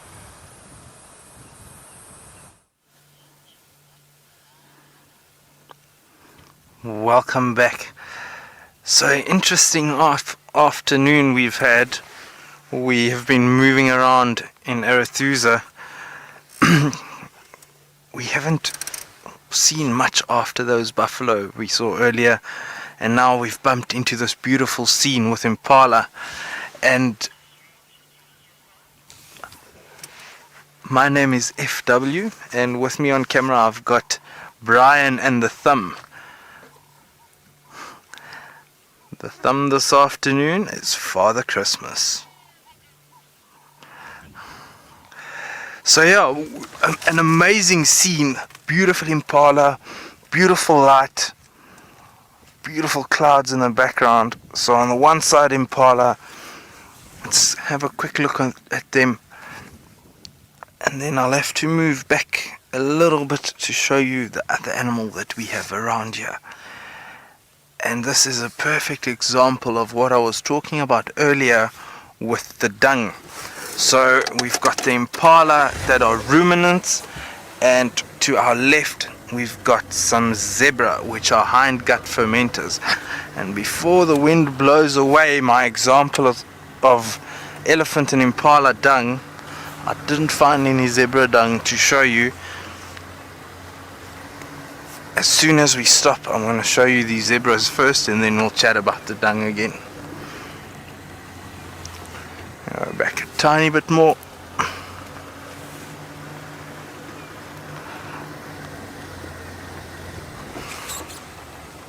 There we go. Beautiful. Tiny bit more, tiny bit more. There we go.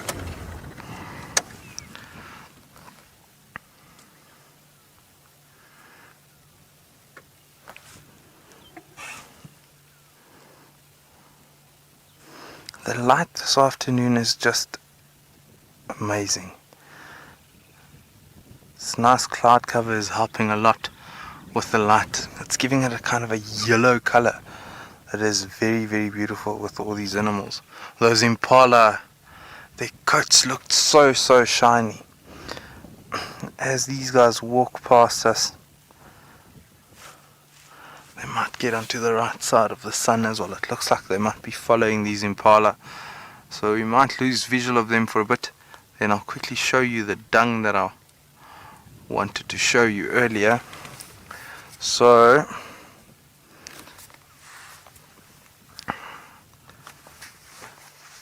that one is elephant dung. You see how rough it is, very fibrous,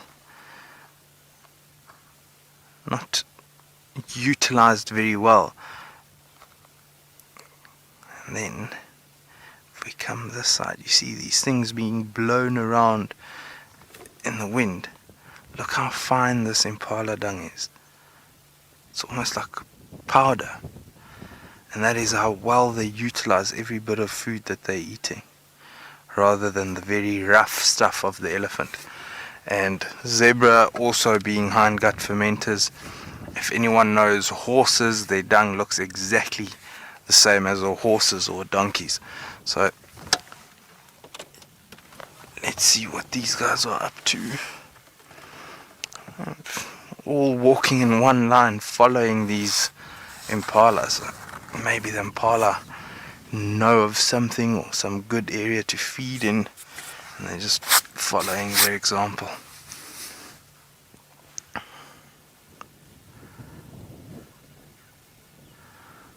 I think we are going to have a beautiful sunset this afternoon.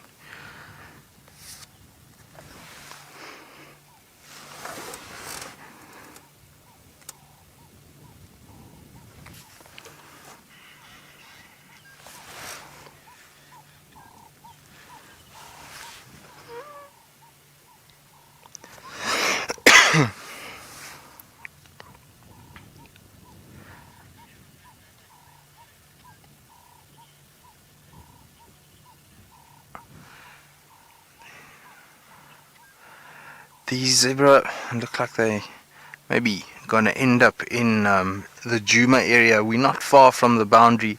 They're heading in an easterly direction, so maybe tomorrow morning we'll pick them up on our side. But you're really following these impala around. It's quite interesting. It's safety in numbers, I suppose. Never know what else is out here lurking, so it's good for them. There, they're running off. Looks like maybe a bit of fighting there. Maybe a male trying to get everyone to fall in line and follow his lead. And off they go.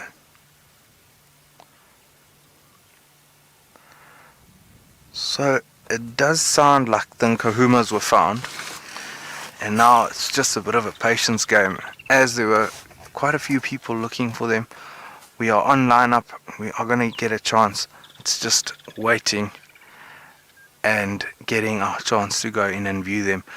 It actually suits me very well to be waiting and not going in straight away.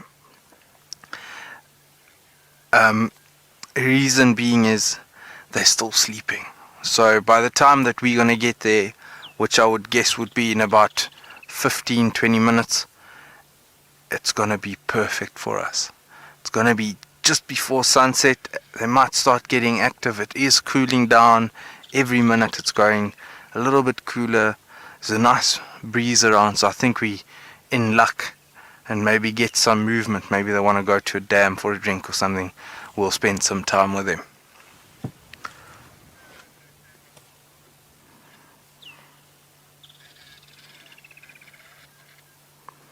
Just look at that sun.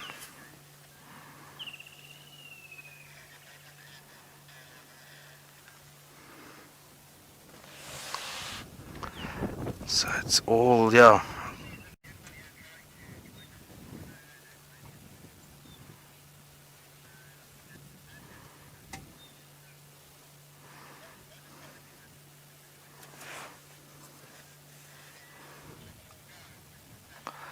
It is spectacular, isn't it? Just look at that.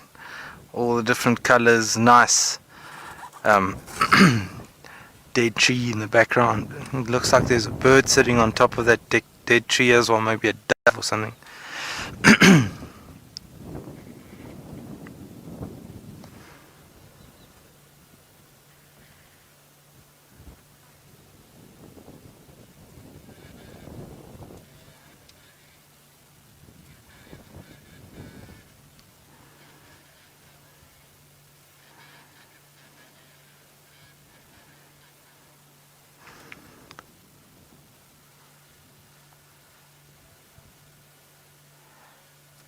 Sometimes it's just great to sit in awe and just keep quiet and look at all that.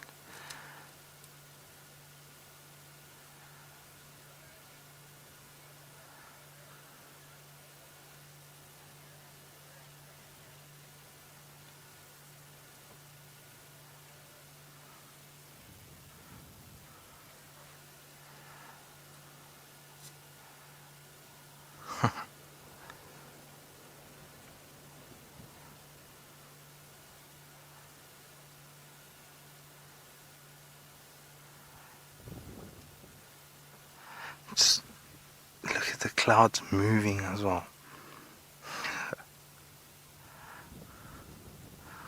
Oh, maybe we can play a bit of a game.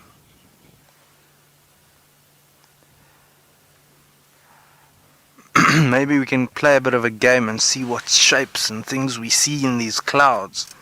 I'm going to get some screenshots of that.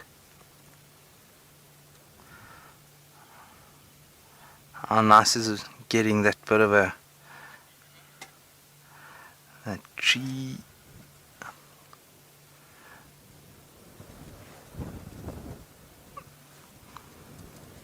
There's a tree that's uprooted here. Elephants pushed it over and and looking at it, yeah, maybe it was growing the wrong way, but elephants broke it off completely, put it upside down, and yeah, looking quite funny. Looks like someone put a wine glass on its head back down in a cupboard or something.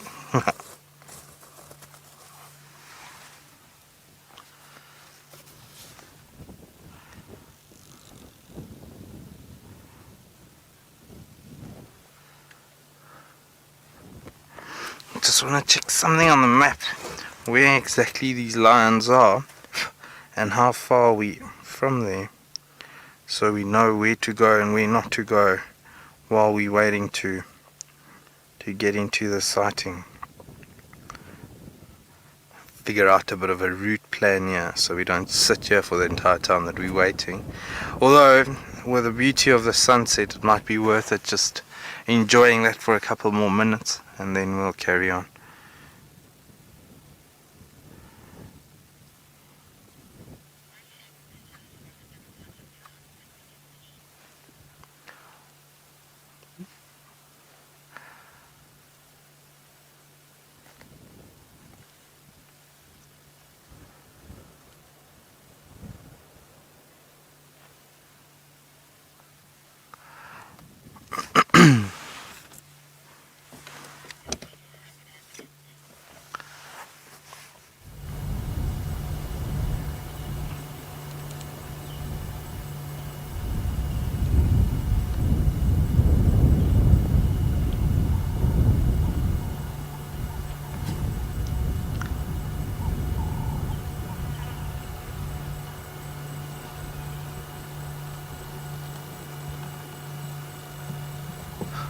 This breeze is cooling us down nicely. It's quite comfy just sitting here, taking it all in, helping a bit with the heat we experienced earlier on. It's coming from a kind of northeasterly direction, so I wonder if these lions do get up, if they're going to move back into Juma, moving into the wind. So all part of the surprise. We will find out either later tonight or tomorrow morning if they came back onto Juma.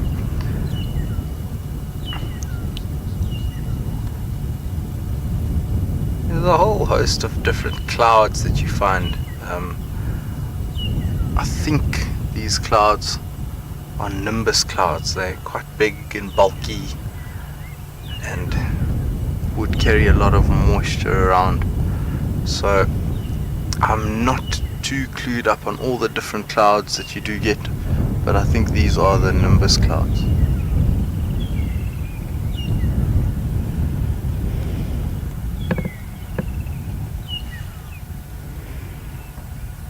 How dark they are there.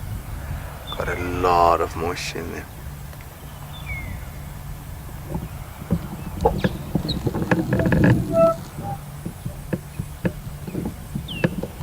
I think though, let's keep moving a bit.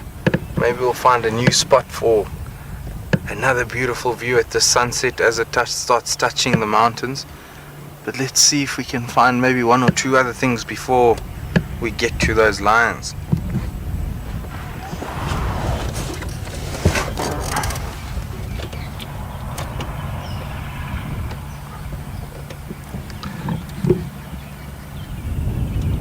Folks, while we keep moving in search of some more stuff to show you, we're going to head back over to Taylor and see what Inkanyeni is up to.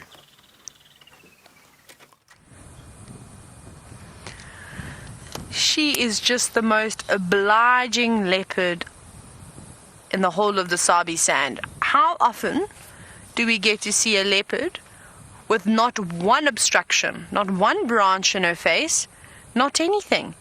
Perfectly sitting, facing towards the golden light. This is honestly just exceptional. And she keeps moving around, so she's continued her yawning and her grooming, but she has now shifted back into her favorite position. I really, really hope as the sun starts to disappear behind the clouds, she's going to change her mind and climb down for us. Doesn't she look so peaceful up there? I wish I could join her. I think I could probably go and sleep on the tree, the branch just next to her, and it'd be a nice spot. What do you think, VM? Do you think I could curl myself up on the left? And there we go. I think that's nice. Somewhere around there. I could probably wedge myself into. I probably wouldn't do as good of a job as what she would do, though. I think she's most graceful up there. And I love how her legs are just dangling off the other side of the branch. It's so funny. Tail on one end, back legs down on the left-hand side of the tree. I love that. Isn't that just beautiful? Now, I have a question for all of you. Just looking at her paws like this, how would you tell the difference between a cheetah and a leopard paw if you just had a look at the paw? So send your answers through to questions@wildearth.tv, or if you have a Twitter account, you can hashtag Safari Live with your answers. And I'd love to hear. It's just nice to hear everyone else's thinking, and we'll see who's been paying attention. But like I said, how do you tell the difference between, or how would you identify that was a leopard and not a cheetah? Besides the fact that it's all the way up on the tippy top of the tree. But there's some obvious differences. Back to sleep.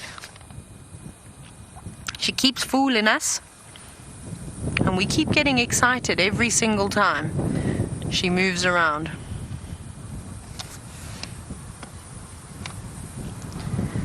Hello, James Rose. Now you're wondering, how long are a leopard's claws?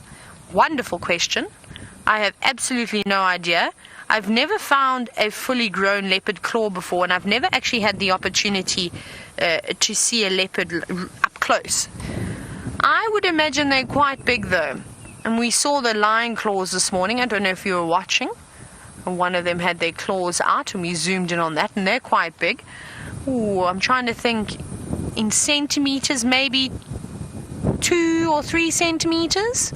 Maybe that's even a bit long, something like that.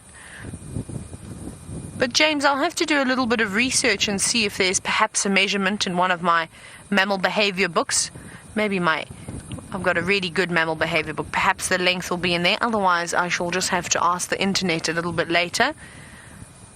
Occasionally, it's filled with very helpful things. Come on, girl, please wake up for us. We want to see what you're going to go and do.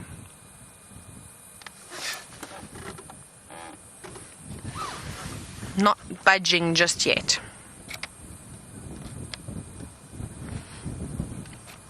Now, hello Claire. You were wondering if any of the big cat's tracks are retractable. Now, pretty much all of them are, except the cheetah. The cheetah is the only one of the cats that has its claws out all the time.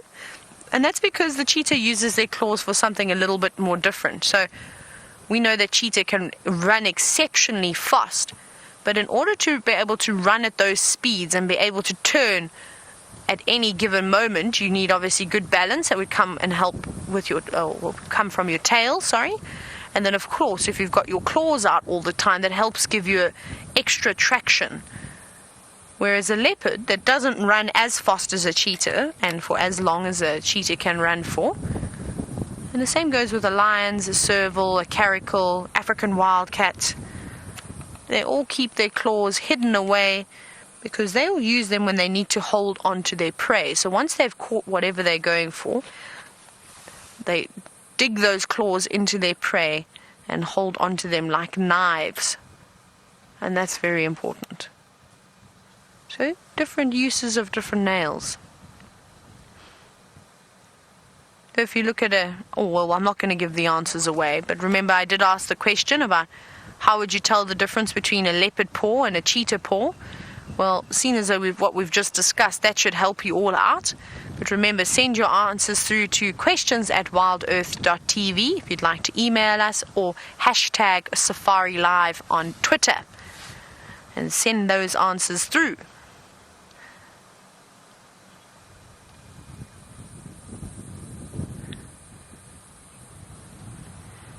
So Susan and Amelia have answered my question, and they say that the way you could tell the difference between a leopard and a cheetah foot is that just by looking at the spots, because a cheetah's spot is completely black.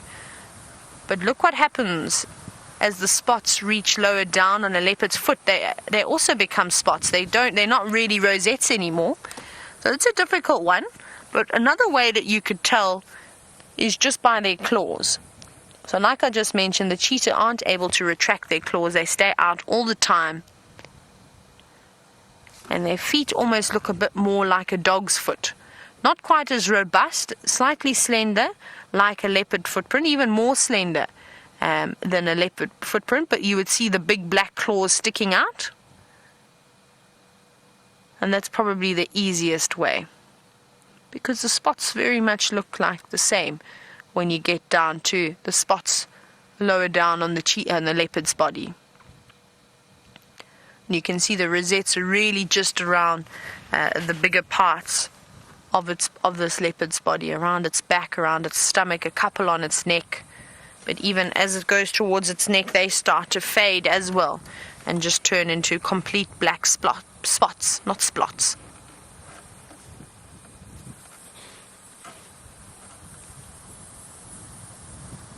Oh, it's beautiful just listening to the wind. It's so quiet and calm.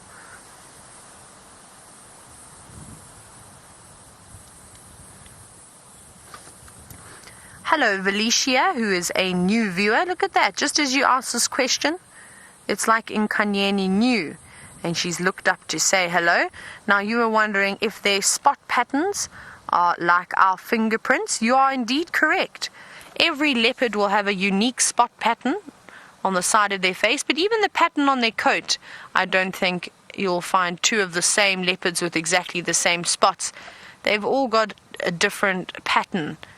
My favorite pattern of all time, though, is, of course, and you're all probably going to say this exactly at the same time as I do, is Tingana's smiley face that he has on his left shoulder. Is it his left shoulder, Via? I think it's his left shoulder. One of his shoulders, I've forgotten now. But it is the most amazing thing in the whole world. And Valicia, hopefully, as I'm saying this, somebody is sharing you a picture of what his smiley face spot looks like. It is amazing, and once you see it, you can't undo it.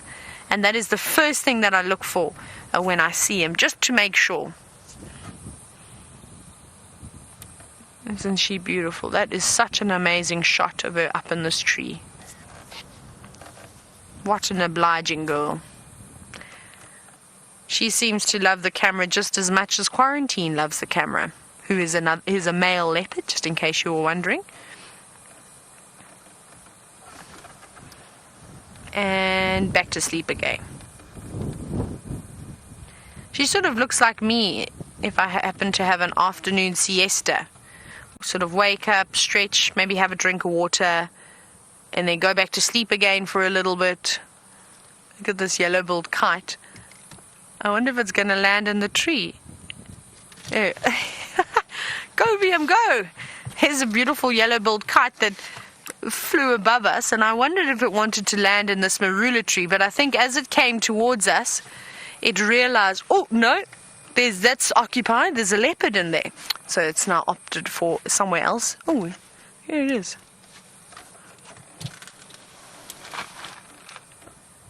I wonder if it's seen.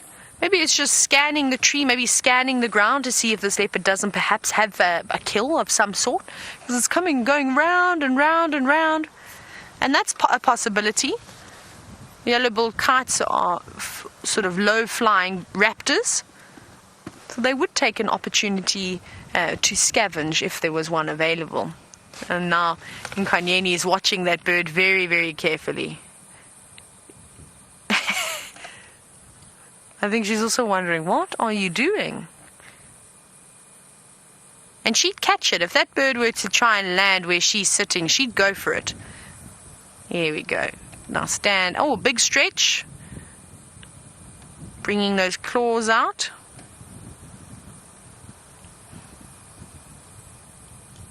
Finding another comfortable spot again. Oh, she swapped sides with her legs now. That's nice.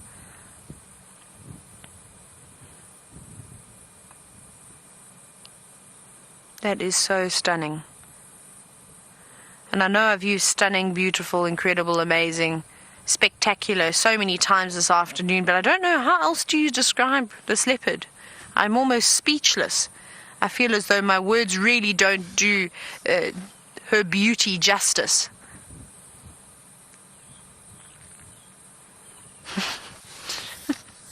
Rebecca says she is a schmodel. Schmodel or schmodel?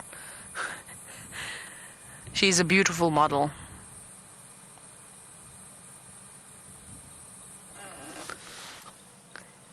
You see, she's becoming a little bit more active now that she's sort of just scanning around, keeping an eye out for anything that could potentially come walking this way.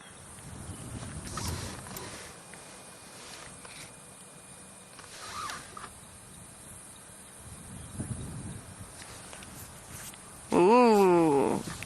VM? What's your answer? And then I shall relay. I don't know, I like them all. Tingana I like Tingana, I like Mbula, I like Quarantine. and female leopard. Again, I like them all. So Raisa was wondering what is or who are VM's favorite male and female leopard, and VM's response is he likes them all, but I know deep down inside Tingana is his favorite leopard because he gets so excited when he gets to see Tingana. You must have one favorite female leopard though. You don't have any? I dig this one. So VM's exact words is that he digs this one. So he loves Inkanyeni. And I mean, you can see why. If this is the first time that you're ever seeing a leopard, this would probably be the best sighting you've ever had. Well, the only sighting that you've ever had. But if I could have a wish that everybody who came on safari could see a leopard like we're seeing a leopard right now, you'd all just be too lucky. And I wish that you could do that, because I've had some horrible leopard sightings where you just see a tip of an ear or a tail. And I suppose that's one of those things. But we're going to say goodbye to Inkanyeni now. I think she's going to have a bit more of a rest, and we're going to see what else we can find, seeing as though we're having so much luck this afternoon. Well, the long journey back to Jujuma starts. So off you go to Evia, who is having another look at the incredible sunset.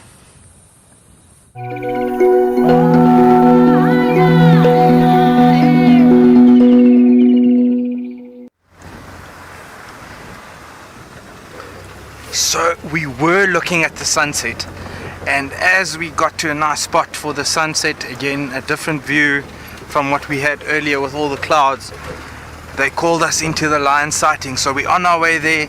We'll be there in a couple of minutes. We're not far out, so just be patient with us for a couple of minutes and we'll get a good view at them. Sounds like they're still sleeping, but we've got time on our hands. We can sit with them for a bit and see what they do get up to. So 2 or 3 minutes and our hip will be there. I don't think we're far at all. I think that tiny bit of rain we had during the day just washed out the vehicle tracks of where they were, or even their tracks if they were moving. So now it's some of the guys were walking, I think, and found them eventually, and everyone's had a look at them, and now it's our turn, so it's brilliant.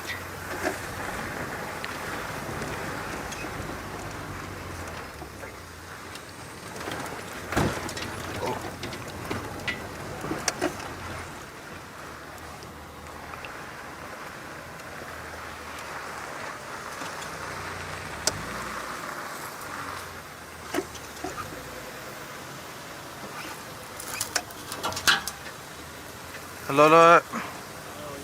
Good, and you? How far up then, let us still? Inkanyeni East. Thank you very much.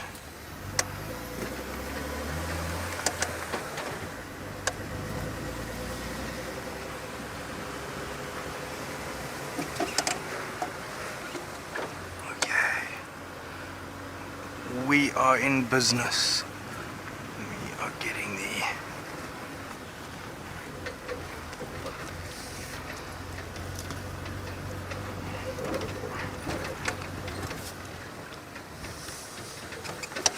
How's it? Lekker. Nice. No, it's all good. We'll see you a bit later.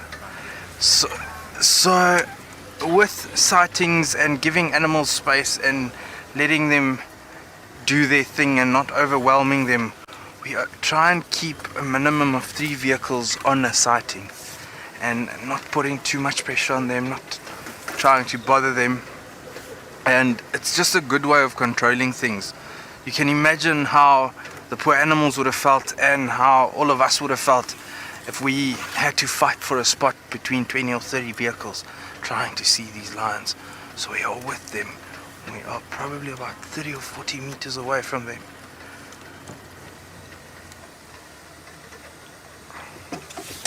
Just getting some. They're right in front of us here. I'm gonna have a quick look. Say hello to them. Hello, cubs. Hello, mum. And then we're just gonna move around and get a better view. So just soon we'll have a good view of them.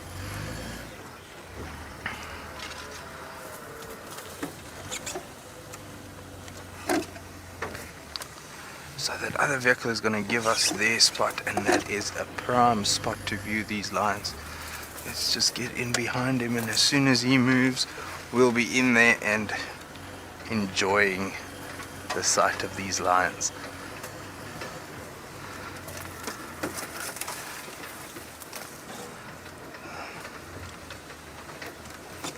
Here we go. Hello, lions. Two of the cubs are having a drink. These ones here having a drink from mum.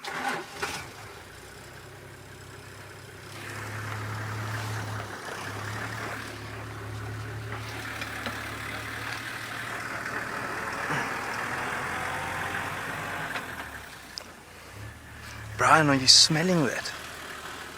It smells like aniseed, wild aniseed. We've driven over these aniseeds as we came in, and it's just flared up the aroma around us. Beautiful. So we're going to move one more time, and then we're going to be very static. Just look at those clouds and the sun. So I think this is perfect timing for us to get into this lock. These cubs are starting to move around nicely. The adults are still fast asleep, but we'll get them hopefully to start getting active at some stage soon. A bit of bullying going around. Hello, mum. Bit of a cuddle there with mum.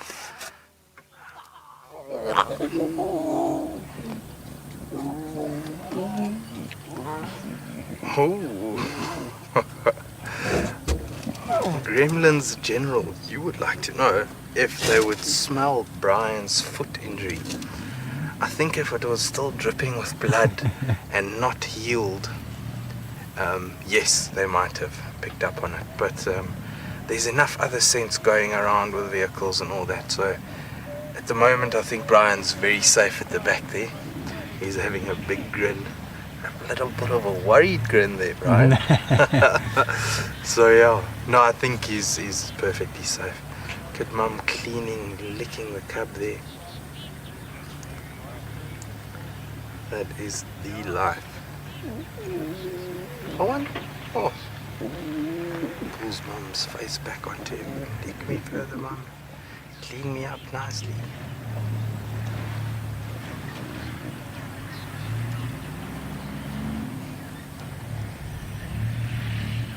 Great stuff.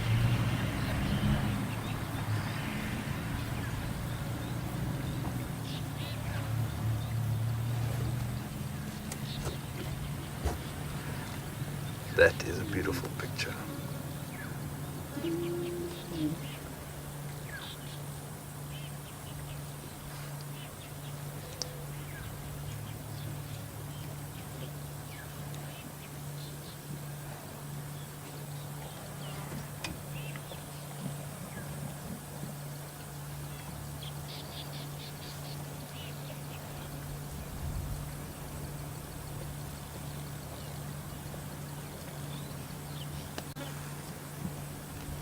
Siberia Zoomy.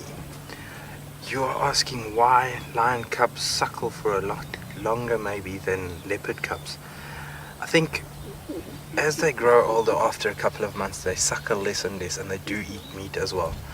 But I think you are quite right when you say with them being more social, there might be more opportunities for milk, and that might play a role as well. I think that definitely must assist in the whole getting milk story for a bit longer.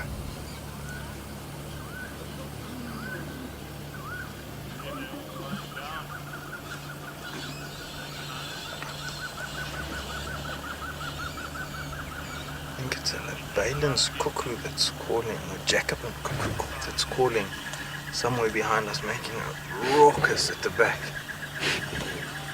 I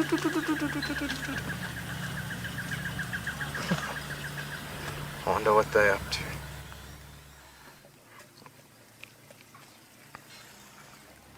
We've got another vehicle joining us, also here for this beautiful sighting.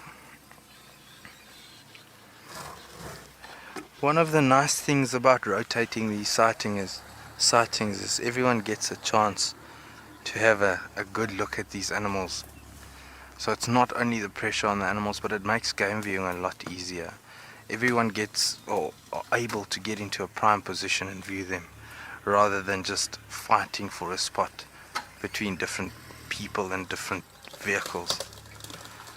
So it sometimes does test your patience, and you can get frustrated here and there, but it's for the better, and it's for respect and empathy towards wildlife that makes a big difference. You know, we need to treat these animals and nature with the utmost respect, and we need to keep them here for as long as we can and look at future generations and be able, in 20 or 30 years from now, be able to show people these things. So conservation is extremely important, and every little input we can make on the ground today is going to make a difference going forward. And even people from all over the world, we can make a difference, even if it's just telling the next person that doesn't know about it. Just make them aware of conservation and what is needed, and the difference will be seen. It's, you know, there's bad people and people that poach and all that, but all of us that love nature, we are the ones that can save nature. We need to show the love that we have and educate people. I think education is one of the biggest things that we need at the moment, is educating people in the right way to make a difference for us. And for me, it's one of the special things being part of the Wild Earth team for this Christmas period, that I could have touched maybe one or two people's lives, maybe hundreds of people's lives, through just talking about these beautiful creatures out here.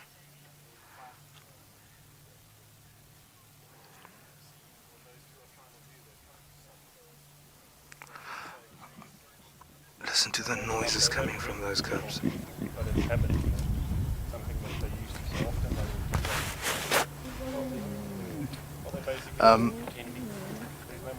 Yeah, one of the things that I only realized now is this mum that's suckling or having the cub suckle, there's two cubs sitting on top of one another trying to so you see the ones, the big ears we're seeing, and then you see his tail, and behind him you can just see the hind quarters of the second one.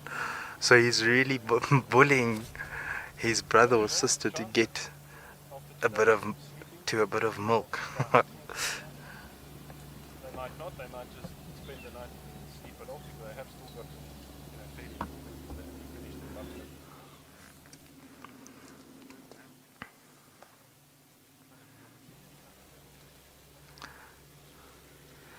There's more and more activity from the rest. All the cubs are starting to roll around.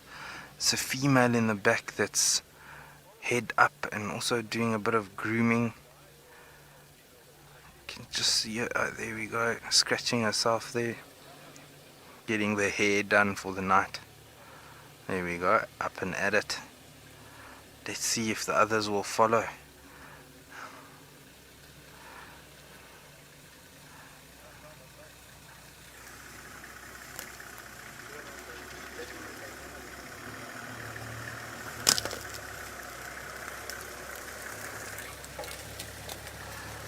Cub cleaning mum up a bit.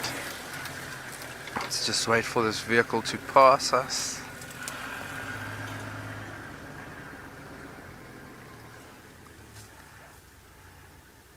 So the two cubs that were fighting for the same piece of mum's belly for some milk, the one's moved off, he's had enough. He's flopped back down and allowing the bottom one a proper chance to get a bit of milk there.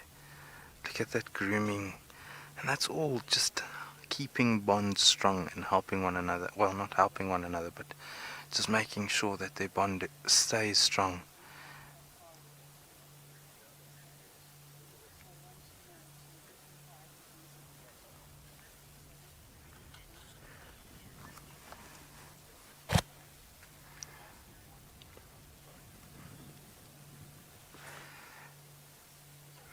Felicia, welcome to Safari Live. How many liters do babies drink a day? I actually have no idea. I don't think anyone has recorded that in nature. So, yeah, I don't know. A good thing to maybe check out is from rehabilitation centers or something like that. Something on the internet will maybe give you a better idea. But I've never heard of any solid proof out here. I would guess maybe a good liter to 2 liters of milk easily on a day. It might be more, it might be less. I might be off the track completely, but that's my estimate, yeah.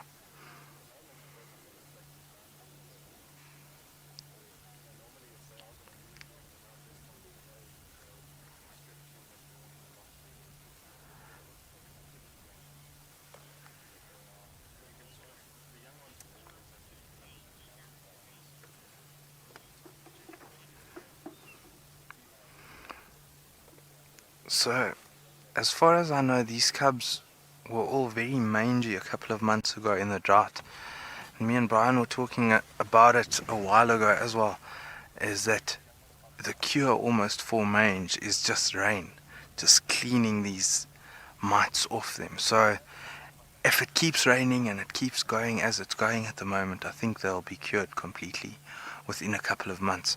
So yeah, after the drought, just a little bit of rain, that sorts them out and makes them healthy and good looking lions again. So beautiful.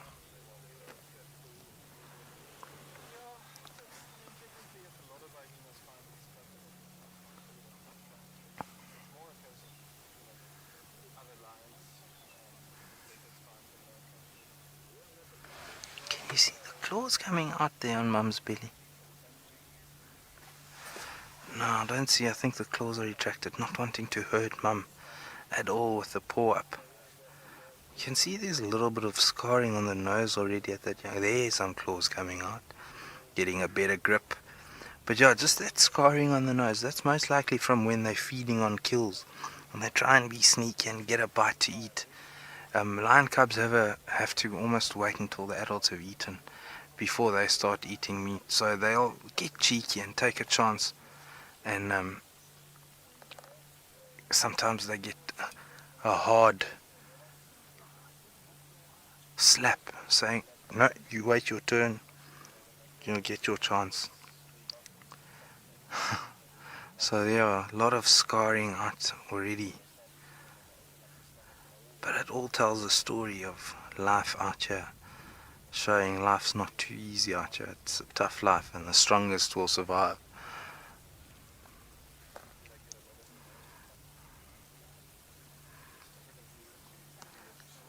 A lot of playing and bullying each other. And that's very important, this bullying.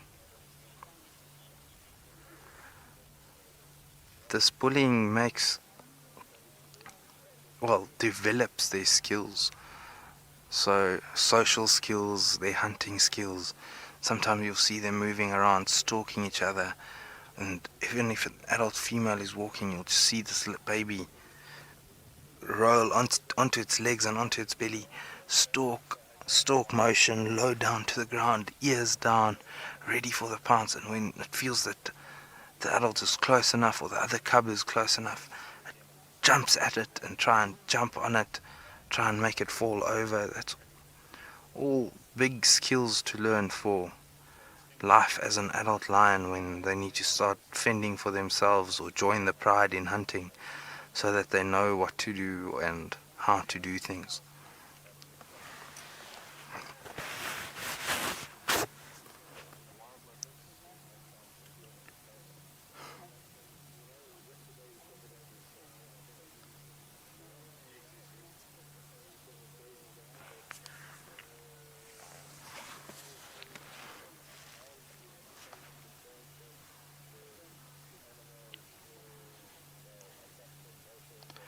I'm glad we got here at the time we decided to come.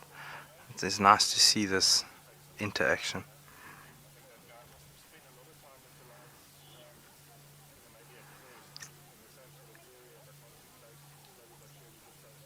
Shannon, if you look at male and female cubs, I think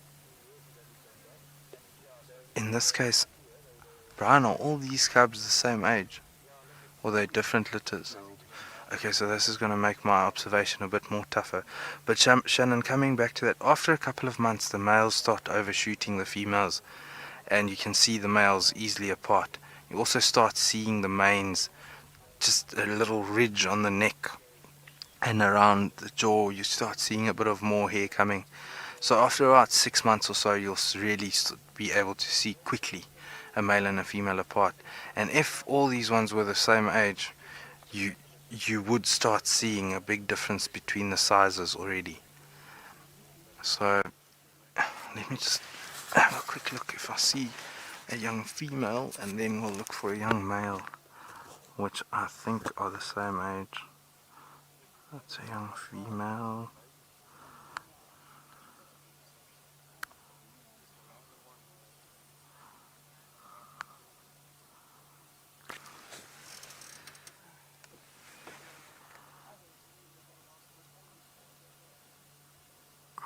Some things moving around on the ground, like ants and flies. There, I can see an ant. So there's some little creatures moving around behind these lines. It's ants and flies, all things crawling around looking for maybe something to eat. Flies sitting on the lines as well. And the ants probably just, the lions came to our area, so we've got them here. We're not going to bother them, they're not going to bother us. Just keep going with their daily activity.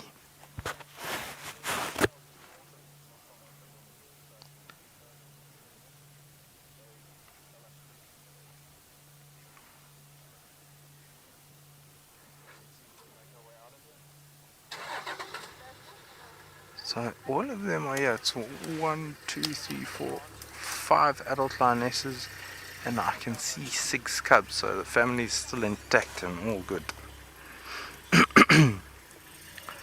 Some more of those ants. I wonder, please get out of our area.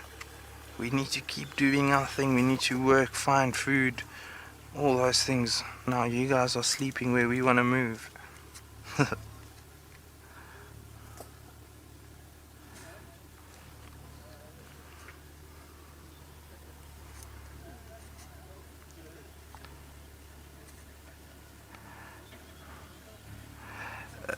That playing, I think, if us as humans had to play as rough as that, there would have been a lot of tears in a lot of family homes. There's serious biting going on. I think these cubs don't know how much power they have, and those claws are still sharp even at that age. So they do sometimes get angry at each other. You can see, oh, this one's being pinned down and being hurt a bit now, and then a quick swing of a paw and a bit of a growl just shows that discomfort that's just experienced. Hello, next one. Let's keep playing with one another. It's so cute how that one has just gone in between the 2 lionesses, and now, oh, it was, yeah, there we go, back in, all bonding there. Lots of love. Oh, one's lioness, like, not, I've had enough of this. Let's get moving.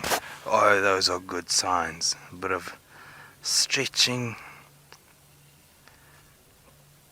Please don't flop down and not. I was talking too early there. Yeah.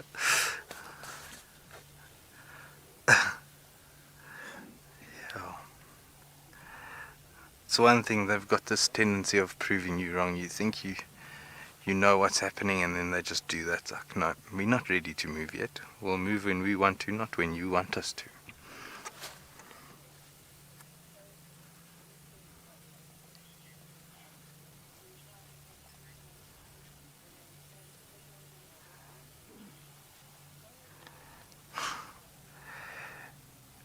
So anything that I still want to see before I leave tomorrow. James, I'm actually very content with the time that I've had here, and I wouldn't change any of the sightings that I have had for anything else.